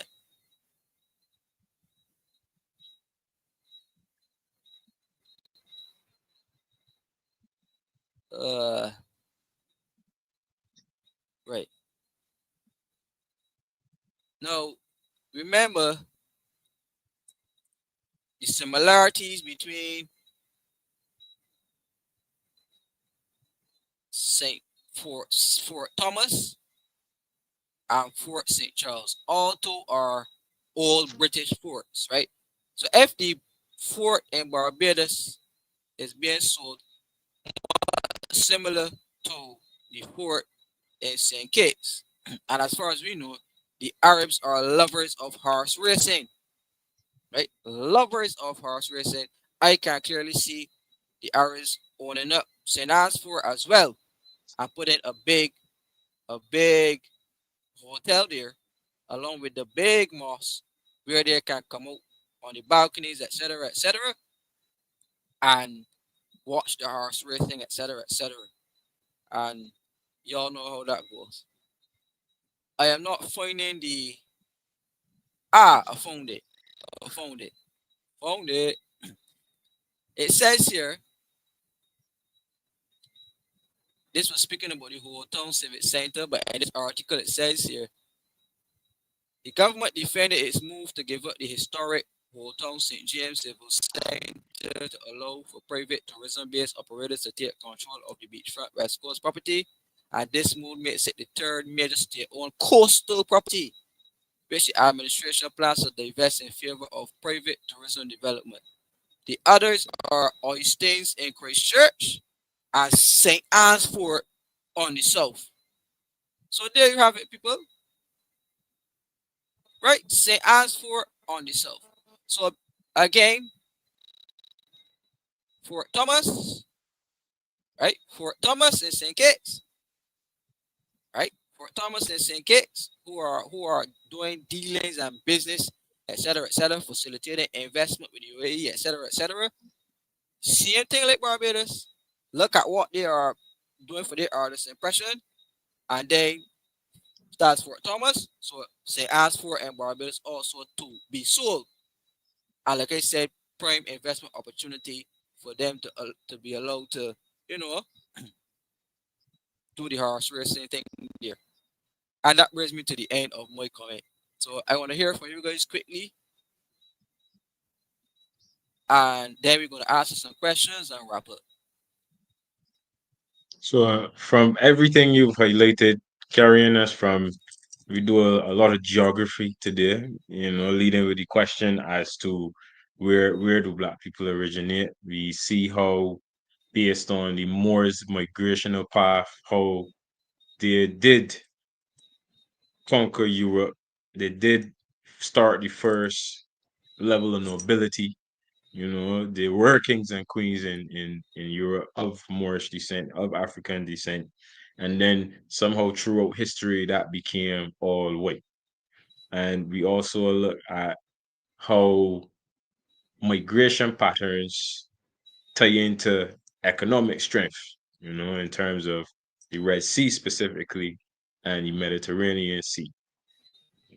Wrapping up with the flight patterns of the leader and chief of Barbados and how that looks strategically in aligning itself with what I personally would say looks like a preemptive planning for the future, for what is thought to be the best connections to be had throughout the UAE, throughout Africa, and throughout other parts of the world. I think that this was a very, very enlightening class. You was on the teacher stool today. You definitely was teacher today. Very inspired. Love to see Kemar in this role. He's an excellent teacher and he's very, very inspired. And I don't think anything came from a place of malice. It's all come from a place of just awareness and understanding.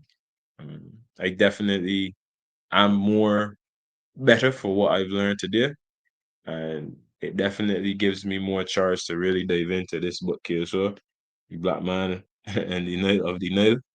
I wish I had read it before we start this conversation, but it definitely going to connect some points to me.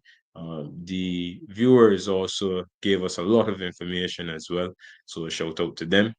But again, wonderful class, Mr. Stewart. Wonderful class. Yeah, yeah. Thank you. You know what?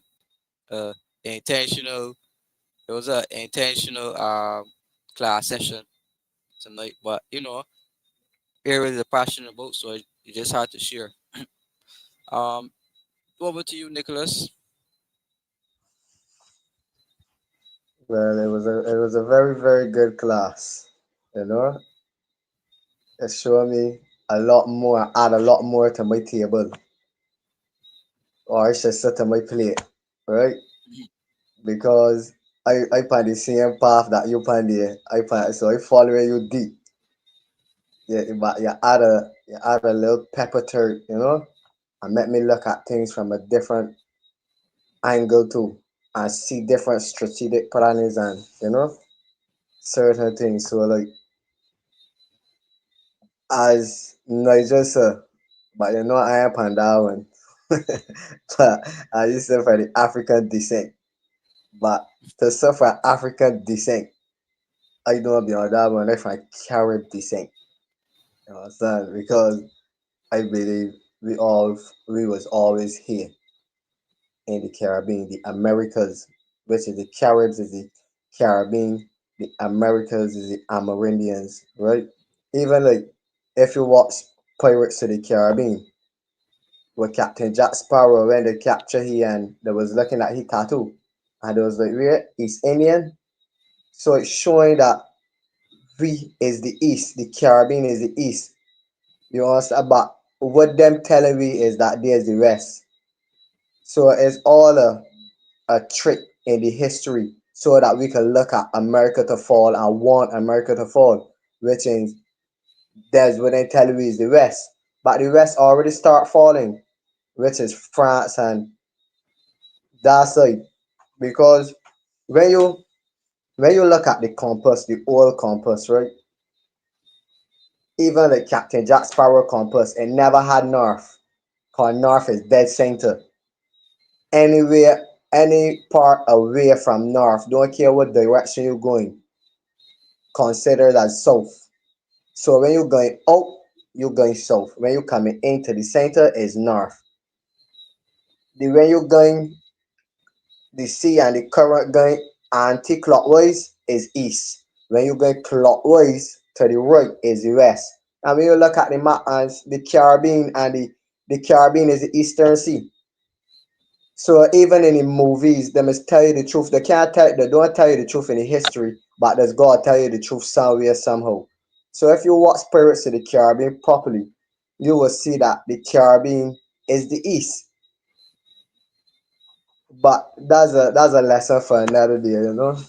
But Yeah, yeah. Well, glad you might know that line because um we were supposed to carry this conversation much further and in a different direction. So we're gonna probably do it again, and we're gonna have this you can left conversation that for again, next week. right?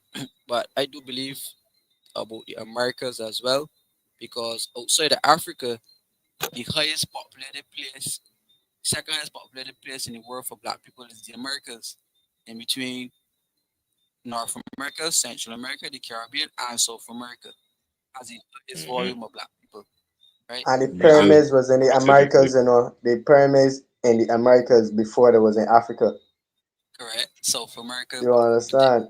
The kings and so them is Selby. You see, a lot of the history I don't believe in because a lot of people too that they put there for we to look at to send we a certain direction, to tell we go back to Africa, sending you to a certain way so that them could come in the spiritual place of the earth, which is the Caribbean, and buy up all of the lands. Where's we go so? You yeah, understand? So that is the tactic that they was trying to use. So a lot of people that come up was sending me and teaching me Africa, Africa, go Africa. But we ain't from Africa. Who from Africa from Africa? You born where you supposed to be. You understand? We from right here in the Americas. hmm You gotta follow the pyramids. You gotta follow that. There were specific places that had pyramids around the same time. In different ways, but very the same type of architecture was used in the Americas as well. So Yeah, but the just be first mindful of ones was in the where them is. Americas. I can't tell you where the first one was, but just follow the pyramids. Just follow the pyramids. all right. But Say a lot even was when you said. check Africa, right, Kimar? When you're looking at the landmass there with Africa, Africa look like it back off of Europe. That look like them landmass. You Right, understand? Africa's right. I Right agree with that. here, then. It's like Africa is a part of the European. Let me put it up one more time. Right, put it up one more time. Yeah. So you just wanna, tell the audience, work with us for a little bit more. I'll keep you forever. Just work with us a little bit more. Um, we coming. Right. We get that map back up there quickly. Right. So this map here looks as though Africa is a part of the European region and the Arabic region and the Sea Caucasus region, right? If you come across to the Americas, it looks like two. It just looks like two set of landmass, and it looks like the Earth split in two, in between what is the Americas and then was over to the African European side, right? There's not much splitting. The only thing that splits Africa and Europe is the Mediterranean Sea and the Red Sea. Correct. Like, that And seems to that's be the why, only. Like, and that's why too, that we need to turn the back on America. That everybody want we to do, right? But we is a part of the Americas. right, right. You know, we flow from here straight up into the Americas, straight back down. This is Okay, that. so right. Finish making your point. Finish making your point. So you got, and people is got to remember that they got two types originals, right? You have black people, yes, but when you check Africa, right? You got two different types of people in Africa. You got the people like in Liberia and their places that repopulate, where you will see that them here is grow like ours and coil and belong and locks. You understand? That like we from the Caribbean. But when you see the other part of Africa now, from the other side, them here that's be picky, can't grow. But them is blacks too, originals. But there's two different types of gene. It's like you got a parrot, but you got two different types of parrot. The original is a parrot, right? And it is an original parrot. But you got two different breeds of the parrot. And that's just how it was with we black people too. So when you go and look, when you look at Africa and look more into Africa, you will see like split in two different originals. So it's like two different types of Moors then. Moors by one side, Moors by next, but two different types. Hmm.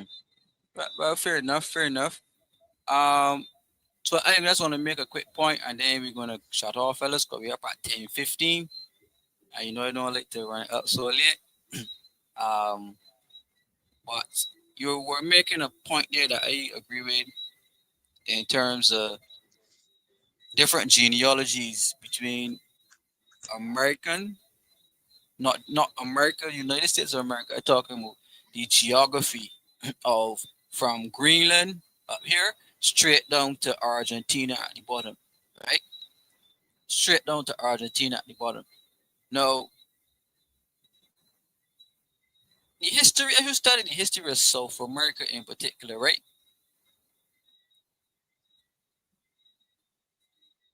Brazil, Argentina, Chile, Uruguay, Bolivia. These countries were heavily populated with black people. Up to today, Brazil still has a heavily populated place of black people, right? So Argentina at one point in time had original blacks. I mean, like Argentina was almost like a black country. Like right, majority of South America was a black country. But then when you had the emergence now of the European conquerors, which were soldiers, which were army men, right? And we visited a military cemetery, right? And we saw the army men there. We read some of the plaques and stuff. That's The true. right, the what we saw there was very interesting, right? So you had like a whitewashing of South America and the Americas when the slave conquerors, no, meaning the people from Caucasus Mountain who migrated into the Europeans, who then were trained to become soldiers, etc., from some of the black people and the Arabians who had us enslaved, right? When they migrated upwards and then started to conquest and run conquest, they actually took up, right? They actually took up some black people, right? That they took along with them as slaves on their ships, right? You, you, when they left Europe, they came to South America, right? If you remember, South America was conquered by who? The Portuguese. They were conquered by who? The Spanish, right? So if South America alone was merely conquered by the Portuguese and the Spanish, and history shows you that the Moors once ruled Portugal and Spain, right? When the conquerors came to South America, I could clearly say that the conquerors then attempted to exterminate the black population in the South America, right? In the South America, by then attempting to appoint, like, they will come and conquer and say, well, I'm now the king of Brazil. And my sister, she's the queen of Argentina. And my brother, he's now the governor of down there. And this buddy, he's the lawyer for here. And this what? And they set it up like that. And they started to breed up and you know, to try to increase their population, etc. And there's evidence of that. Right? There's evidence of that. People actually told stories of that. And if you visit South America right now, if you go to Argentina, you can still very much see black Argentinians, you can see black Colombians, you can see black Brazilians, you can see black Uruguayans, you can see black people in every Anatomo. original black people in every single South American country, Central American country, Caribbean country, and North American country. So we are definitely onto something there, fellas. You Anyhow, go for it. You could go further to India and China too. Don't miss out them. But yeah, those are not the ones who are marketed or pushed as the the ruling class because they're not the ruling class, and that's for a reason. right. Um, Trevor said look into the Spanish Inquisition too. This would help with this all. And you are so correct, my brother. No, the original Jews, right? Man, when I got me going on, go on, go on. I done. I done. I done. We can do this again, you see. Let me just read these comments. Let me just read these comments. Right. I tell you this here. I want y'all to research a man named James Drax. Right? James Drax, military officer who on Draxall Plantation. Research where James Drax was before he came to Barbados. James Drax, a British soldier, went to the South Americas to learn how to deal with the sugar plantations, etc., etc. And then James Drax, who owns Draxall Plantation in Barbados, then migrated to Barbados, and he then worked with the Jewish community that was in Barbados to build up what we now have, which is called a sugar industry. So these are the facts that need to be told. But like I said, we will do history and geography another day. We just want to acknowledge these comments here before we shift off because it's getting late. We're up at 10:21. Every week we beat the record for the later we go. I mean, I don't want to stop, fellas, but discipline is important, Absolutely. right? Um, Sheepdog has said earlier, Stuart is a Scottish name, Franklin is an Old English name, Jones is a Welsh name. History, respect history as it's complicated at the least, at the best of The same times. thing you tell me today. And I said I told you today that Jones is a Welsh name and that you have Yeah. similar feet to Hmm. Mr. Gareth Bale. Sheepdog then said disrespecting history is a thing to suit a narrative of those that like to control. I'm Irish and we have structures predating the pyramids, so yeah, let's have a conversation. Trevor said, Yeah. "Thi- This is a very serious question based off interpretation. Why? When answering it, we think of us who came through the slave trade, or do we think as a collective, including those in other tribes in Africa? Square 4 gave a shout out to countries all through the Caribbean, St. Lucia, St. Kitts, Guyana, Antigua, St. Vincent, Cayman, Anguilla, Grenada, Trinidad, Dominica. Shout outs to all. Shout outs to lifelong learning. Sheepdog said, believe it or not, Trevor, some of the first slaves to the Caribbean were Irish and worth less than blacks, as we couldn't survive the conditions and were forced to inbreed to produce. And fellas, There, remember, there's a book. I don't want to cut you, but there's a book that speaks to that. It names to Hell or Barbados, the ethnic cleansing of Ireland. So if you want to know more about that, definitely look in the book because that is definitely true. Well, I yeah, said the first slaves to the Caribbean were Irish, but what got me right is that I don't. I mean, I don't think that the when we here, we was always here in the Caribbean. We was always here, not that the when we here. mhm, right, Even if you check the waters, it's easier to sail so than it is to come so. right. But you don't hear much people sailing from Africa straight to South America. You mainly hear about people leaving Europe to come to the Caribbean and leaving Europe to go to America and Canada. But you don't really hear people. I will leave from Europe and go to South America, but you don't really hear of ships and people using straight from Africa straight to South America as any route, right? If some people is dig doing that. So that's a very interesting observation. Good night to the viewers from England, USA, Canada, Ireland, Scotland. It's true. Sheepdog is saying the barbarians raided along the coast of England and Ireland and took people as slaves and brought them to the Caribbean. That's true. Mr. Angel said blacks built Europe. Jeremiah said Africa is the land of Ham. It is What true. Ham is what, by the way? So Noah and his three sons, Ham, Shem, and Japheth. Ham is the father of Cush and three other sons. I'm forgetting the names, but those are the ones that are reported to be of darker skin. All right, all And right. those are the ones that populated Nubia, Cush, the early origins of Egypt, um, and stuff like that. Again, this book, they can come back when they don't read this book. And we can have a But conversation about all y'all of that. going back to the same thing with the different originals too. Right. Mm-hmm. All right. Let me finish getting these comments here, fellas. Somebody say, oh, I didn't read that one. Arabs started the trade and the conquest, then the Portuguese and the Europeans came in, which basically made the point that we made. Jeremiah said, when so-called blacks ruled Europe, it was called the Dark Ages. Right, so they kind of wiped that out the history and the start European Mm-hmm. history after the whitewashing of it, which is the same point that we made. Um, they said Egypt and Jordan is the trade route. Um, Jeremiah said we went into Africa in 70 after death, AD. Sean Cool said Caucasus Mountains is up in Russia.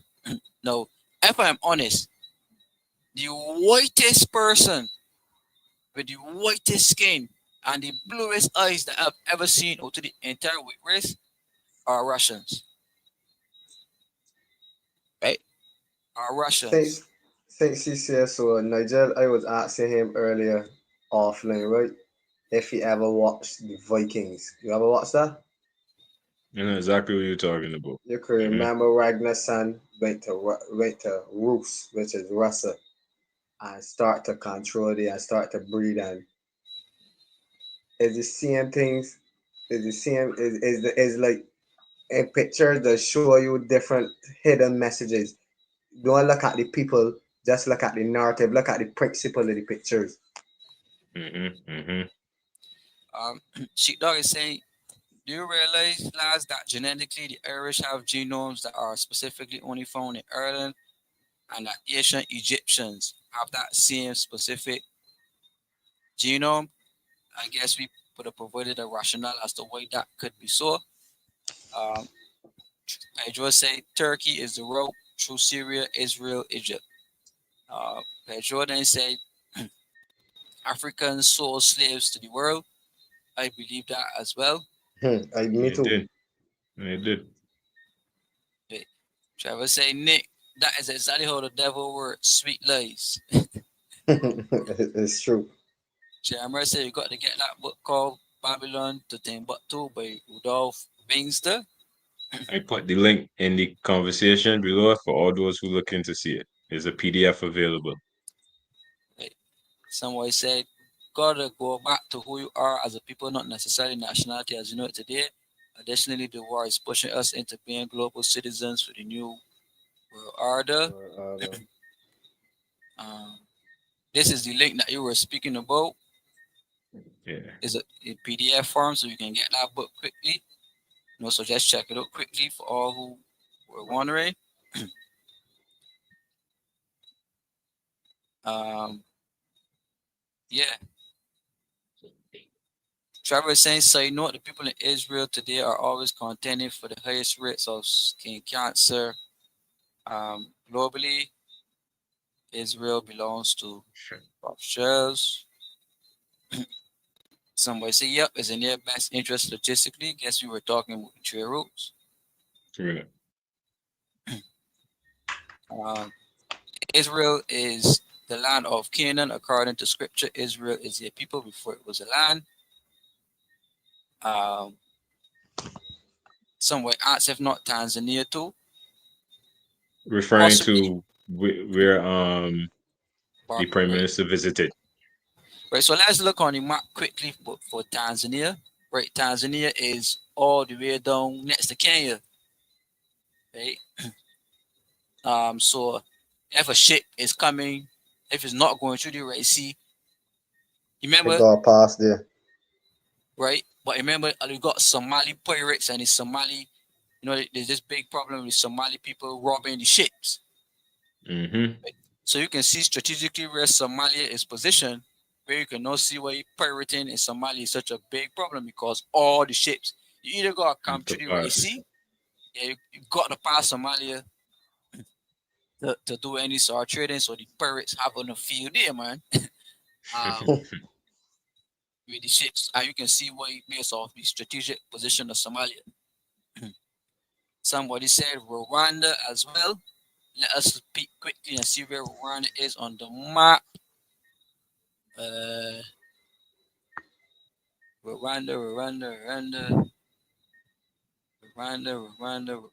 number 25, 24. Right. Rwanda is somewhere close by Nigeria, close to the Congo, Angola. Right. Gabon is right here at 24. So Rwanda is anywhere around here, close to the Congo. Right? Not the Democratic Republic of the Congo, I don't the Congo of itself. Rwanda is on the coast or close to the coast as well. Number 25. Um, yeah, right. So to scroll on through,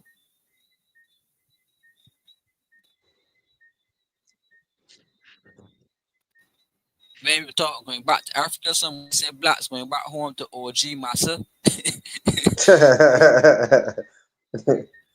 I tell you, for, Rwanda is between Congo and Tanzania and Uganda, so it's like very very small in between. There. It's called so where you see Burundi, that's actually Rwanda. Okay, good, good. Hmm. Right, right. Travis said some of the so-called bad boys down here tying up themselves with the Muslims just at the lodge to get financial coverage, not knowing that correct. they're just foolish kamikaze foot soldiers. A drunk man will catch at a straw. So anybody that I write something that said and I post it the other day, right? That said anybody that is confused can be easily used, Hmm. and Right. that's what's be going on. Hey, hey, hey. Trevor is saying, better look around the Caribbean and see where things are at with Indians in Guyana, Trinidad, etc., in relation to the blacks in your own land. Um, Pedro is saying the mosques in Barbados weren't locked down during COVID, only tabernacles and churches. Hmm. And the Christians even speak out on that. Uh, Sheepdog asks, is Kemar advocating for Muslims over and above Christianity? Absolutely not. Kemar was just making observations and pointing out facts. So absolutely not. So again, let me just say this: don't take my positions as endorsing anybody. We just speaking educational purposes and to bring the knowledge to the people, right? Again, to understand, to get a solution, you got to first understand the problem. So we're just trying to break down the problem that everybody could be on the same wavelength, and then we heading toward the solution. But that's certainly not my recommendation advocating for. Um, Trevor said, if you check it too. Align herself with the Muslim Indian community in various ways as well. That's interesting. Mr. Angel said, thanks, gentlemen, for another informative session. Pedro said, this rabbit hole will surprise you. Sheik Dog asking, so is Barbados under IMF control currently? Yes, my brother, we are. Um, Mr. Angel said, this is where we need your leadership. Hmm. Um, To say that again. For Sheik, sure. Sheik Dog say, New Grange in Ireland predicts the pyramids built by millennia. Sean Cooley said the bill by tree and Queen's Park tell you that black people did already here. We had the Caribs, the Maroons, the Iraqs. They taught us about that in schools, right? They taught us that in schools. She does saying good night all slan abhelia. I don't know what language is that. But thank you, my That, brother. that's Irish for goodbye. It's a goodbye in Irish. All right, well, thanks very much for that. See, we learned something today too. Again, And Pedro said But Hitler and his comrades went to South America or Argentina. So, that could be a rationale or explanation why that, ethnic washing could have occurred in those parts of the world. Could be, but we will try to discuss that another thing. Trevor said he could do this all night. You can do it all night too, brother, but we got to go. Right? So I thank you very much, Trevor, for tuning in. Thank you all the alternate viewers. We went on very late tonight, but the show was so good we couldn't even cut it. Like, we had to see it through. So I'm gonna ask you guys to give a parting comment so that we can wrap up tonight's show. So Nick, I can ask you to give your parting comment and Nigel, and then I will bring it home uh, to wrap up. well, after a good night of history, well, a good night of mystery, which is our story. I hope that everyone will go searching from here and don't stop at where we left off. That the next time that we come on this topic, that other people could be pitching into, so that we know that them on the right path, or them on the, yeah, left it as on the right path, right? So we gotta do more research. We gotta go into depths of things, not left it at what they tell we into school, because school is indoctrination. We need knowledge. We need the truth. The truth don't hide. The truth is always show itself. Lies, you just go create other lies to cover that lie. It's always hide itself. The truth don't hide, and the truth don't change. So I want the viewers to keep searching for truth, because it's only truth that can set us free. Only truth that we can know the Father. Know thyself and know truth. You will know the Almighty.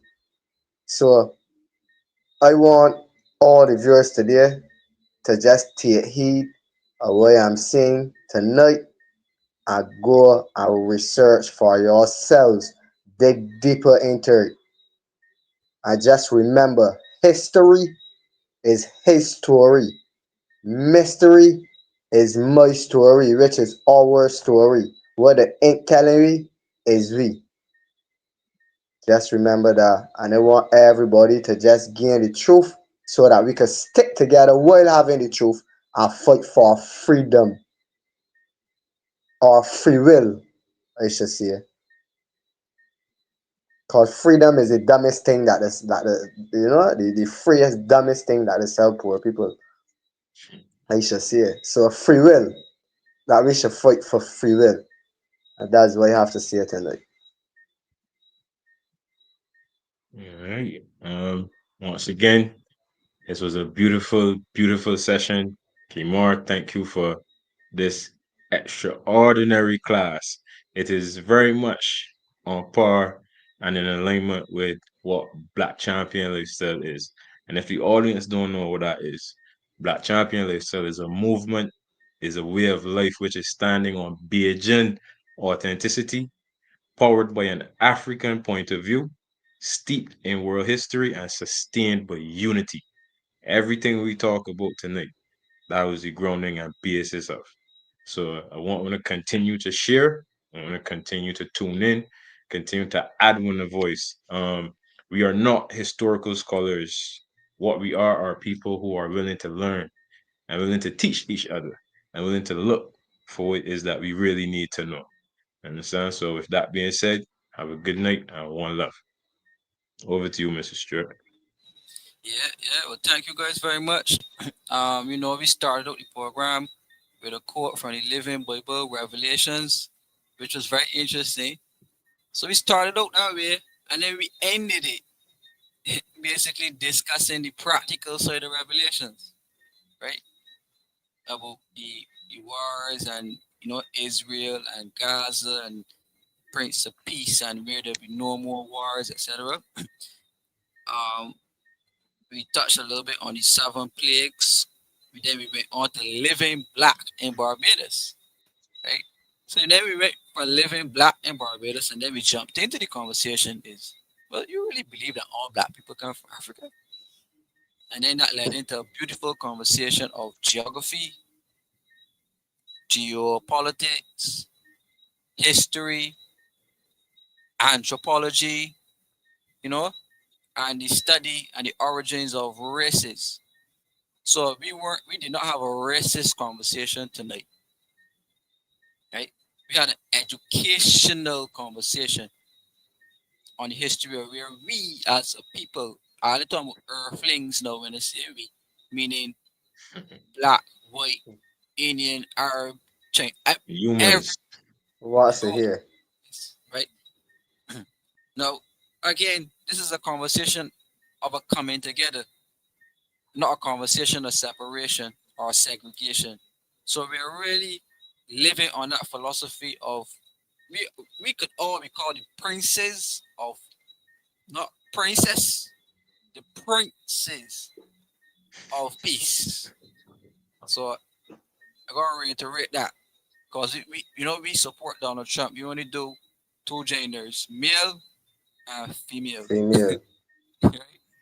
So we could be the princes of peace, where it is our job to bring peace to the wars, to the mental and psychological wars that our people are facing, the information wars that our people are facing, and be able to bring alternate views, not alternate facts, but alternate views as to how we live while creating a process of lifelong learning.